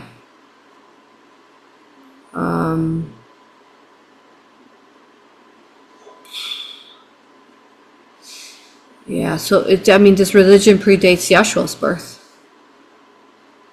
So the fall of Atlantis, which actually reminds me that the religion actually began in Atlantis, you all. Can you believe that? I forgot what I was teaching, I think one of the courses, and we were looking at Atlantis. I was remote viewing it, and then I saw the Merlin artificial intelligence, the Merlin that merged with the AI and spread the virus where people started turning. Controlled by the AI, like zombie-ish. You know, those people that are creepy or just are too jealous, or succubus, always targeting others. Okay, those people. Okay, what happened is that here's the what happened, the history in Atlantis, is that Merlin and his apprentice or his goons that he had turned, and they kept growing and growing, right, with this AI virus, that virus that keeps spreading. Because if you come in contact, you sometimes get contaminated. Okay. He created his own religion. He's the one that created the very first religion. It's gross. So, and this is what happened. Like before, like Atlantis, I mean, we didn't have religions, obviously. We were 5D. It was all like beautiful and crystalline, and spirituality like we see with the indigenous, talking to the trees and understanding the sun gave you the energy, and, the sun and the moon are the neutrons that give us the energy, the power, the electrons. I mean, not the neutrons, sorry, the electrons that give us the electricity. So there was all this beauty of, right, like 5-dimensional beauty, right? So what happened was that in order to create divide, he created his own, say, belief system or religion. And then all that became his followers followed him and became that, say, religion or that cult, like the beginning of the cult. And the religions are these cults that are powering up that time space, while that first, say, religion and separation, bifurcation of humanity within the 5th dimension that dropped us to the 4D, then 3D, that the religion was the initial bifurcation, you all. And this is why it's so deeply dark and demons and, it's all satanic kind of rituals that you're partaking in when you're doing religions. And they're hiding under the guise like, you guys who like crystals and smelling flowers and like to be barefoot and hugging trees, you guys are the satanic people. And no, not us, that are like drinking Yeshua's blood and eating the bread and following these archonic man-made rules where blah blah blah blah, you're not going to be saved by Jesus and whatever if you don't pledge your allegiance. No, I am telling you right now, you all, Yeshua nor any benevolent being would ever ask for your allegiance. That is the archon and the artificial intelligence, the dark virus. Never. You never have an allegiance. Okay? So, those are lies, you all. Okay? Would you send me, son? Some of the religious symbols representing the world's largest religions. Yeah. But then it's like, I mean, some of these are positive. They just, invertedly are using them in the religions. Yeah. Okay. So again, remember, if someone wants you to pledge their allegiance to them, right? Like, take my side, only my side. Pledge allegiance to me. Remember, that's the archon. That's the trickster. No, the divine can never ask you to pledge an allegiance because that is overstepping your free willed choice. And in religion, especially like some parts of Christianity, they'll tell you, you have to accept Jesus as your savior. You have to accept Jesus as your savior. They're not really talking about Jesus. Yeshua, he would never ask for that. They're talking about you pledging your allegiance to the devil, the archon, hiding in plain sight. You understand? All right. Questions, comments? We're doing good?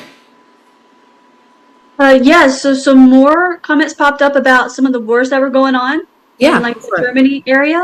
Mm-hmm. For saying how a lot of the free cities that were more free during that time were wiped out, so they don't have their perspectives anymore. But also, most of those cities were the same ones that were really destroyed during World War II. So basically, the same cities during that time were wiped out during World War II. Yeah. So then it's repeated inverted cycle. Germany being targeted, I mean, in other locations, but there's something going on there. Which we are covering in Channeling Hitler now. Okay, so we're here. We began to speak of Germany. I forgot what sentence I was at. Let me see. Okay. Yeah, they didn't have a chance, and they're finally doing that. That's beautiful. How beautiful is that, you all? Okay, what are we seeing? We're seeing Germany finally has a chance to show what they got, and then we're seeing women having a chance to show, all in Chicago, you all, first time. Lots of firsts happening. Curses breaking. It is divinely happening for it. In Chicago, 1893, you all. Must have been, woo! I hope I was alive then. I'm sure we all were. All right, so it says here, it is said that Germany had never, opportunity at the World's Fair previous in Germany. They only took limited in Paris. Okay. At the Columbian Exposition, Germany has covered herself with a glory. She has poured out her treasures with lavish hands and has brought us the ripest fruits of her finest mechanism, subtlest thought, and highest art. The millions of sturdy Germans who have become valuable American citizens pursuing lives of honest prosperity in every section of the United States are filled with delight and justifiable pride at the honor paid by the fatherland to the country of their adoption.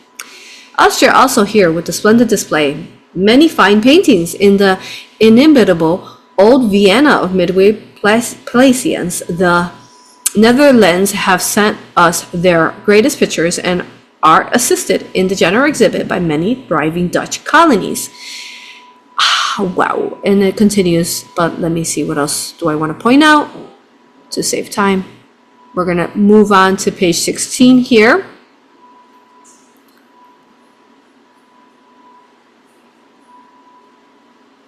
Next page, and we're going to go here to Sweden, Norway, Denmark, make magnificent displays. The latter was the only foreign country, strangely enough, to which declined to appoint a committee of women to cooperate with the board of lady managers. Who was that? Can you read that and figure out who was the one that did not allow the woman? Not cool. This decision was peculiarly and doubly singular, not only from the generally recognized progressiveness of the Queen, but because the Majesty's daughters resident in other countries have been from the outset enthusiastic advocates of the World's Fair and the prominence of women in the making of it. This decision was, however, happily reconsidered, and Danish woman, the Queen was not allowing, right? And so then it was reconsidered, and Danish women are most credibly participants in the exposition. Yay. Okay. The exhibits by these last named governments are of particular interest to the large Scandinavian population of northwestern states. That's incredible, you all, that the women were given a chance like that. Wow. Here it says, I want to skip to right here, Russia has ever been the friend of the United States. Okay. And the presence of her mighty navy in American waters was a bulwark of strength to the loyal American heart in the hour of our country's terrible struggle. America, in turn, did what she could when she went to Russia, bred in the anguished days of the famine, and Russia bears a tender memory of that. Okay, so America helped out Russia of that. Her crops have been bountiful of late, and the vast empire has expended lavishly from its enormous stores in sending a grand exhibit of its arts and industries. You guys get what I'm talking about? Like, this is beautiful. An opportunity for a country to heal and grow and be better. Next page, 17. Skip here where it says Japan. Is this a 17? Wait, where'd it go? No, I missed it. It's back to this one. 17 here. Okay. Japan's snowy ensign with its large scarlet disc was also among the earliest colors unfurled. That country has indeed distinguished itself by the enthusiasm, the munificence, the extent, and the preeminent courtesy of its participation along all lines of the expedition. So they were enthusiastically there, excited, without question that the already recognized generosity and amiability and fine breeding of the Japanese shine with increasing lustre at the World's Fair. It is much to be regretted that the strained diplomatic relationships between our government and that of China, guys, seem to have prevented. It seems like China was the only one that didn't come. Whoa, what's up with that? China to have prevented official acceptance of our invitation to participation. But the World's Fair management exerted some counteracting influence as lay in its power by securing special legislation favorable to Chinese exhibitors and private firms prohibited by this effort, although the government did not, and the World's Fair is consequently not without the unique attraction of Chinese exhibit. But they weren't a part of it. Burma and Siam have placed in evidence their unrivaled wares and wondrous specimens wrought in costly threads of gold and silver of their characteristic fabrics. Okay, well, at least Burma and Siam participated. So it is scarcely necessary to name in turn each of the countries contributing to the vastness of the world's fairs. Because, I mean, we'd be here for days, right? This book would be thousands of pages instead of 800 or 700 it is. So next thing I want to point out here is that page 18,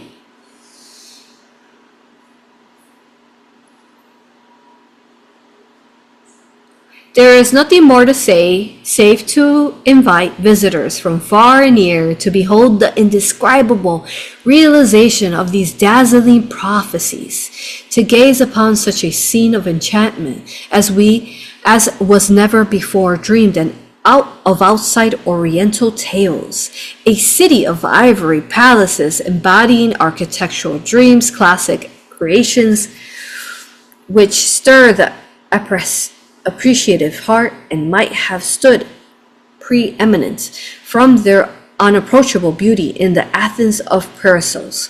The sculpture's facade of the Grand Court, the stately colonnade of the peristyle through and above which gleam lake and sky as blue as the lakes and skies of Italy.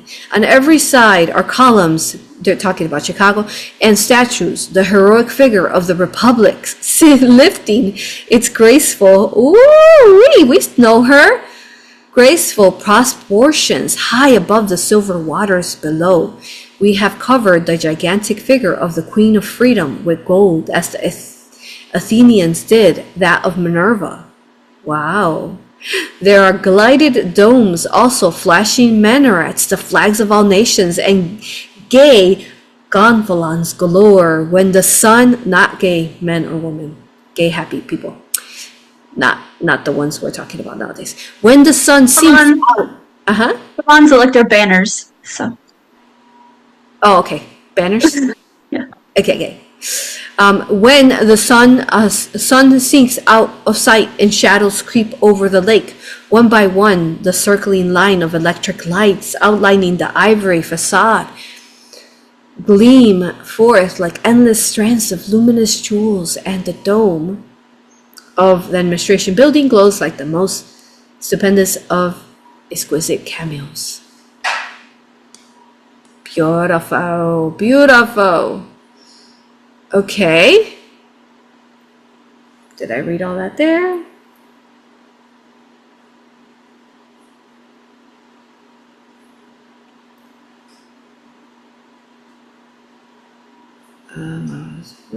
Queen.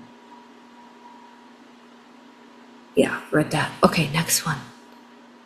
And then we start going into, it's a beautiful summary where they go into the World's Fair that happened, and we're gonna go to now, skip to page 24, because it's more about like,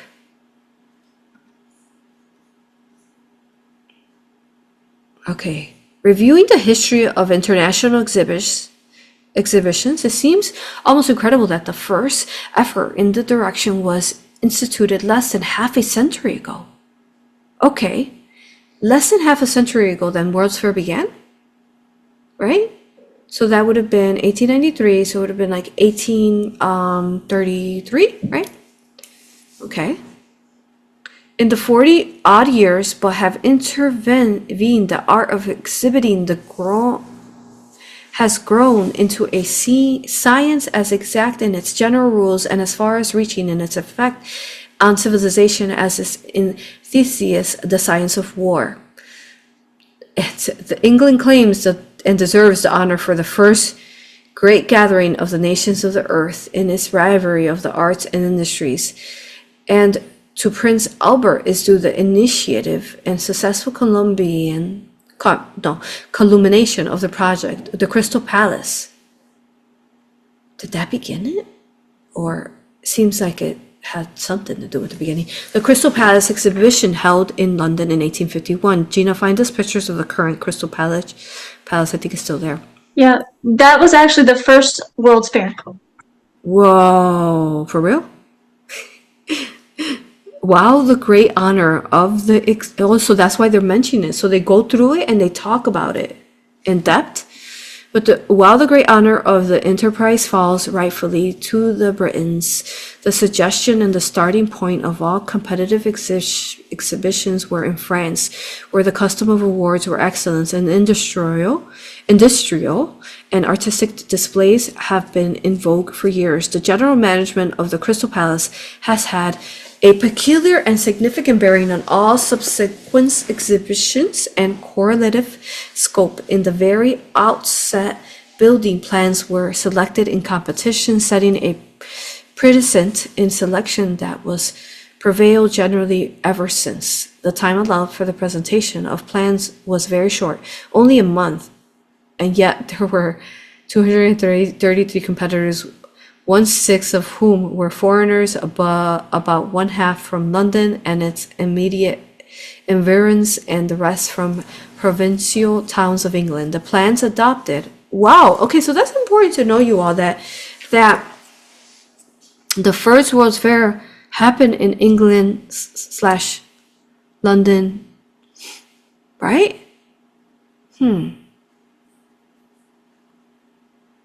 And it says the Crystal Palace.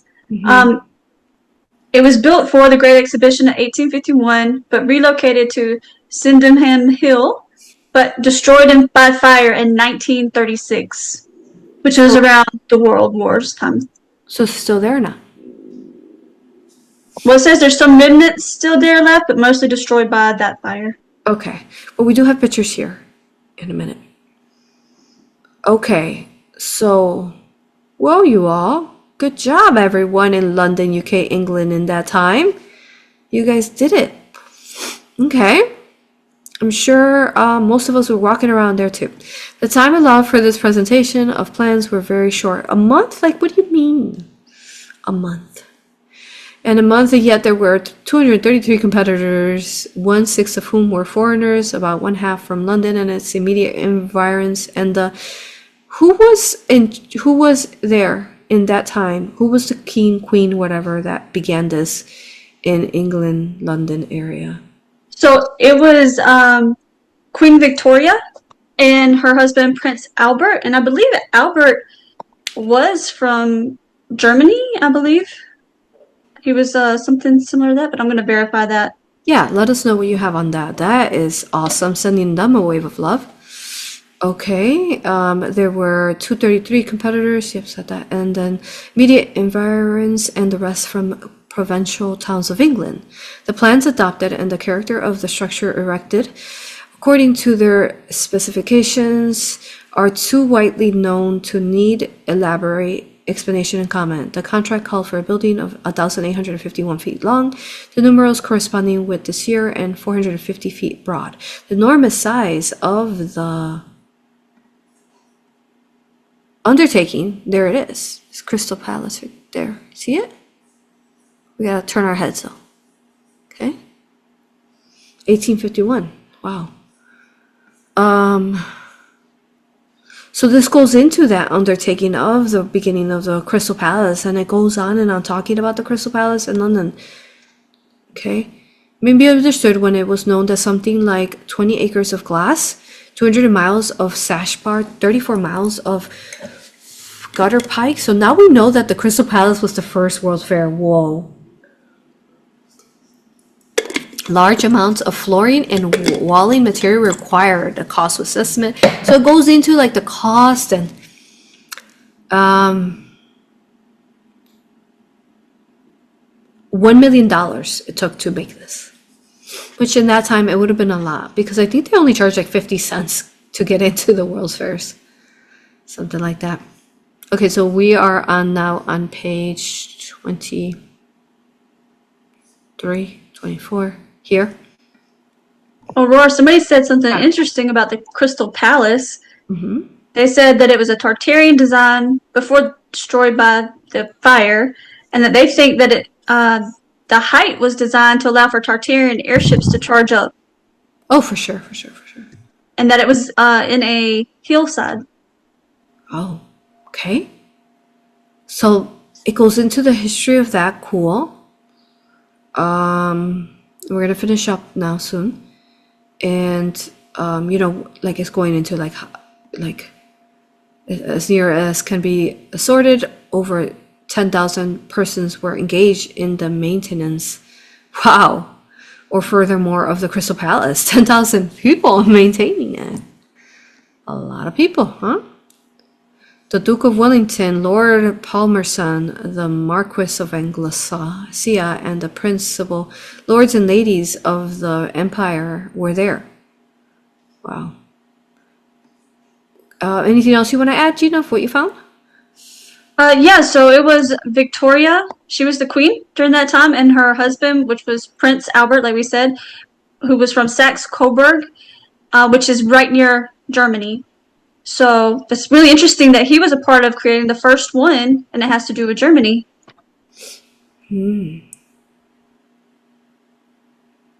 Yeah.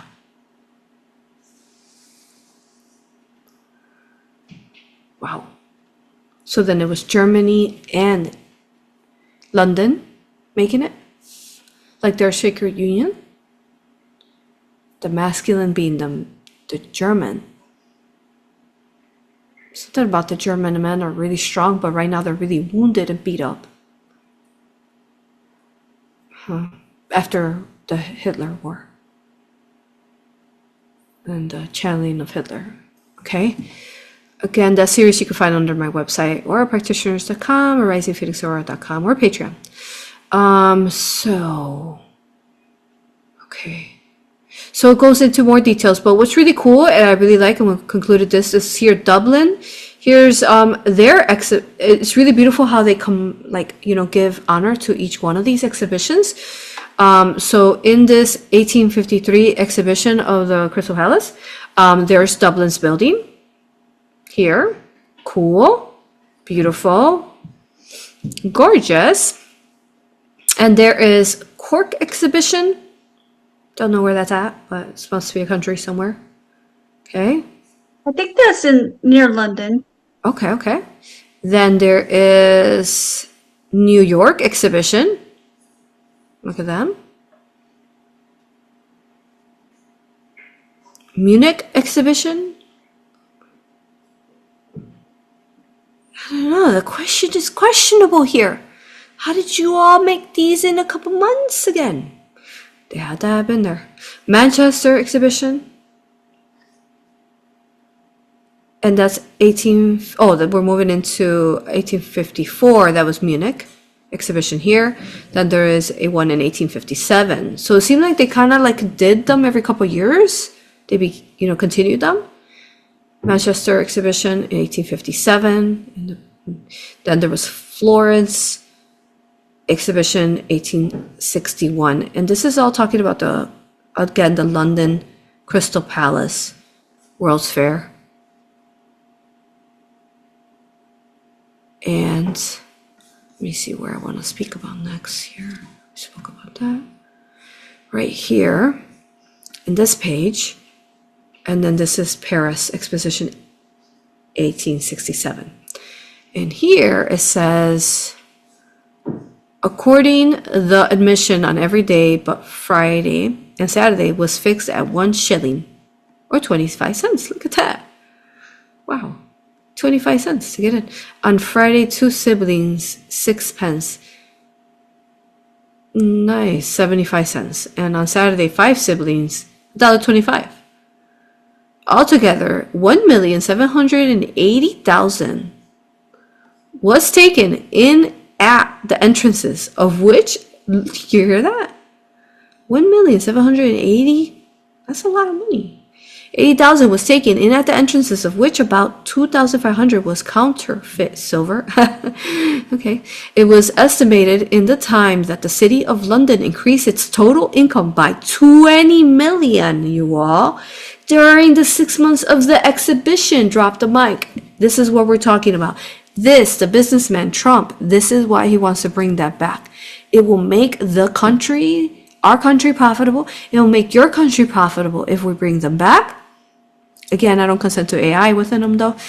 $20 million back then when they only charged 25 cents to get in, or $1.25 if you have 5 children. Can you imagine? So if 5 siblings brings in $1.25 and it makes, say, 20 million, Gina, how much is that in our terms? I don't even know how to calculate that. 200 million then. And you know we're not going to charge $1.25. Let's come up with, what would they normally charge? You know, let's hope that it won't be like Disney and like, you know, like Universal prices, especially Disney's, they're ridiculous, right? Thousands. So let's just say they charge $100 per family. $100 times, let's see, $100 per family instead of $1.25. What would that be? Well, I was just looking it up. It said like $100 in 1867 for that year. Okay. Would be about $2,190 today. But then we would need to know how many families are coming in.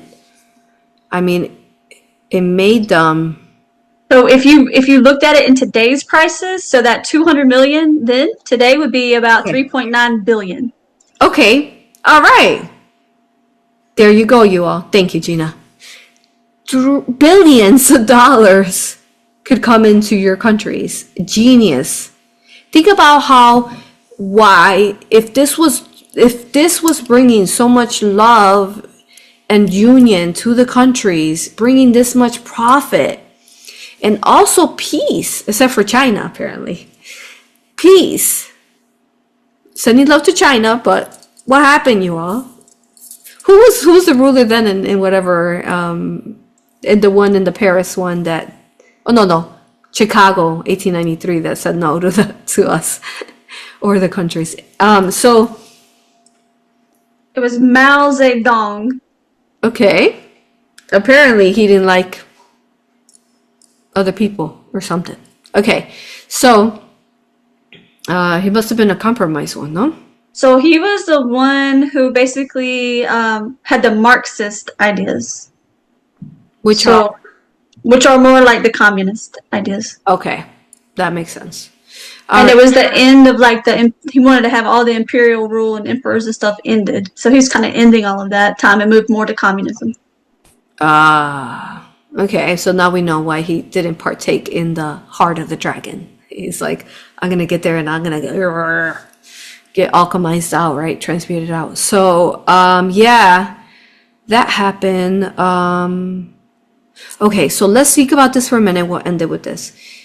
If they can make billions of money for the city that you're making it for, think about how profitable and abundant it was making the whole world, everywhere they were being hosted.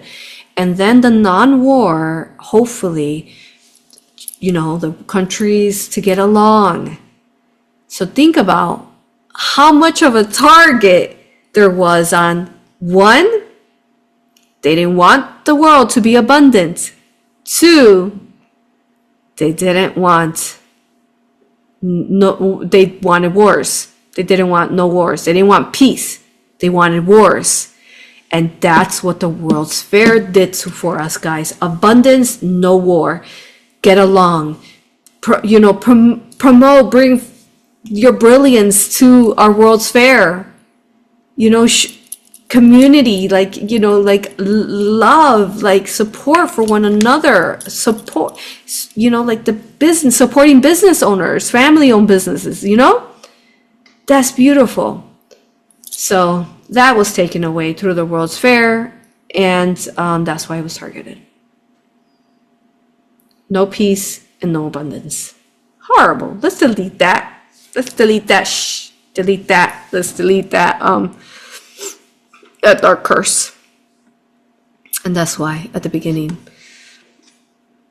Mother said curse through me, because she wanted us to really focus on removing the curses. All right, you all, questions, comments, and before we finish up, Gina. So somebody just shared that Stalin and that Mao Zedong killed the most people, but they always mentioned Hitler instead during that time. Yeah.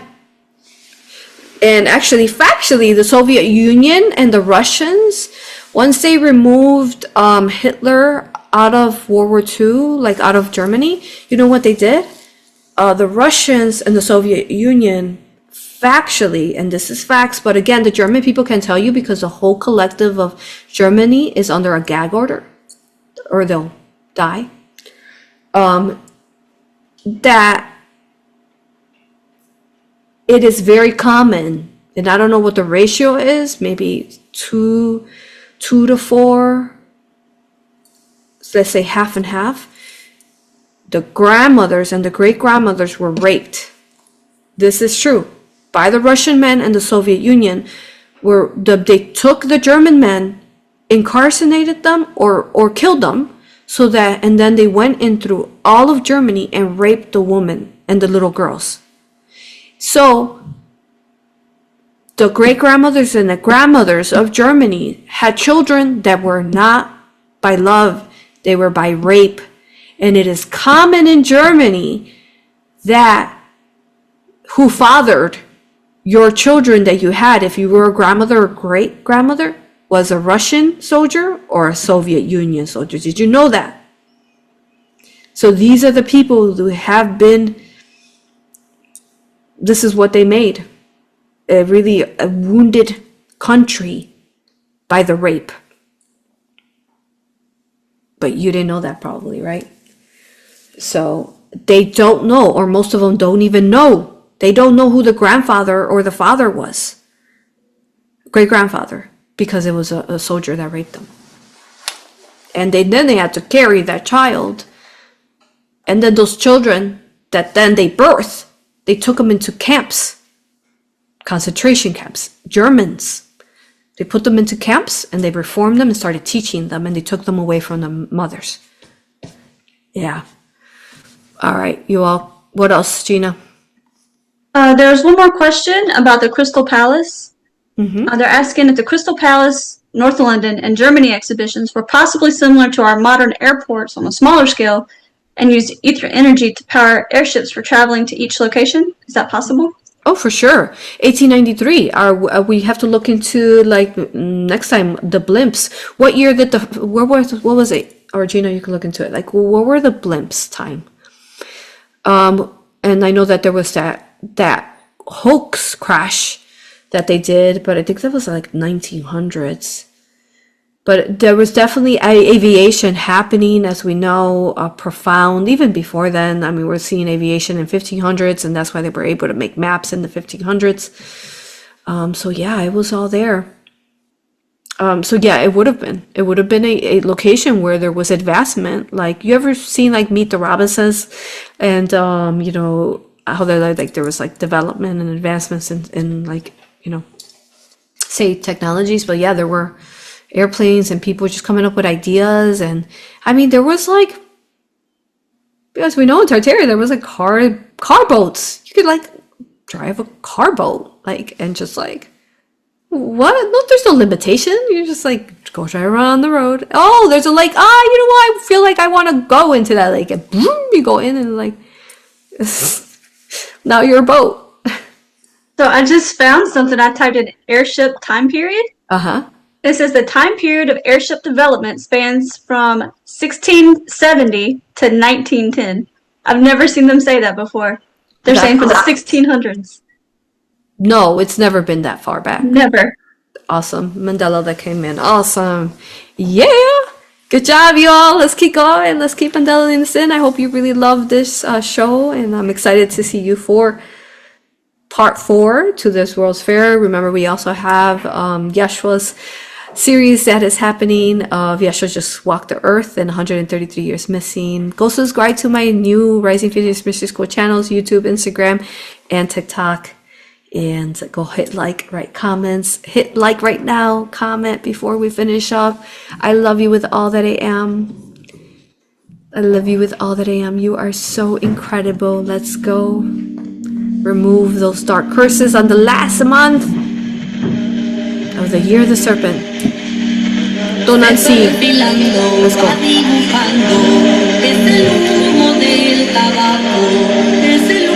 Del tabaco. Tabaco para limpiar, tabaco para organizar, tabaco para purgar.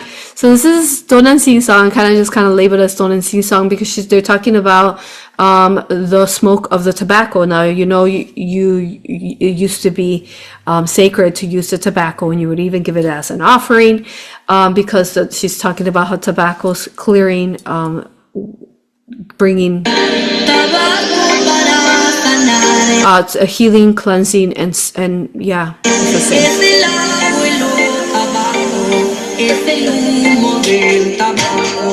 Thinking about smoke, period, the smoke of a sage, the Palo Santo, the smoke of a fire, how it takes away. So let's work more with the essence of the smoke in our fires to ask that smoke to wither away and transmute and wisp away what no longer serves us for our most highest divine timeline and path. I love you with all that I am. Thank you. Humo de tabaco, smoke of the tobacco. I'm not saying for you to smoke cigarettes. Okay. Or those vapes. Don't do that. That's horrible. I'm talking about like burning whatever that smoke will naturally cleanse. Thank you for being you. You are incredible. I love you, honor you, respect you. I'll see y'all next time. What's up? Thank you, guys. All right. Let's go. Dance it off. Woo! That's right, Hestia. Let's go. Come on. Come on, girl. Come on. You know what's up. We just finished. Good girl. See you guys next time.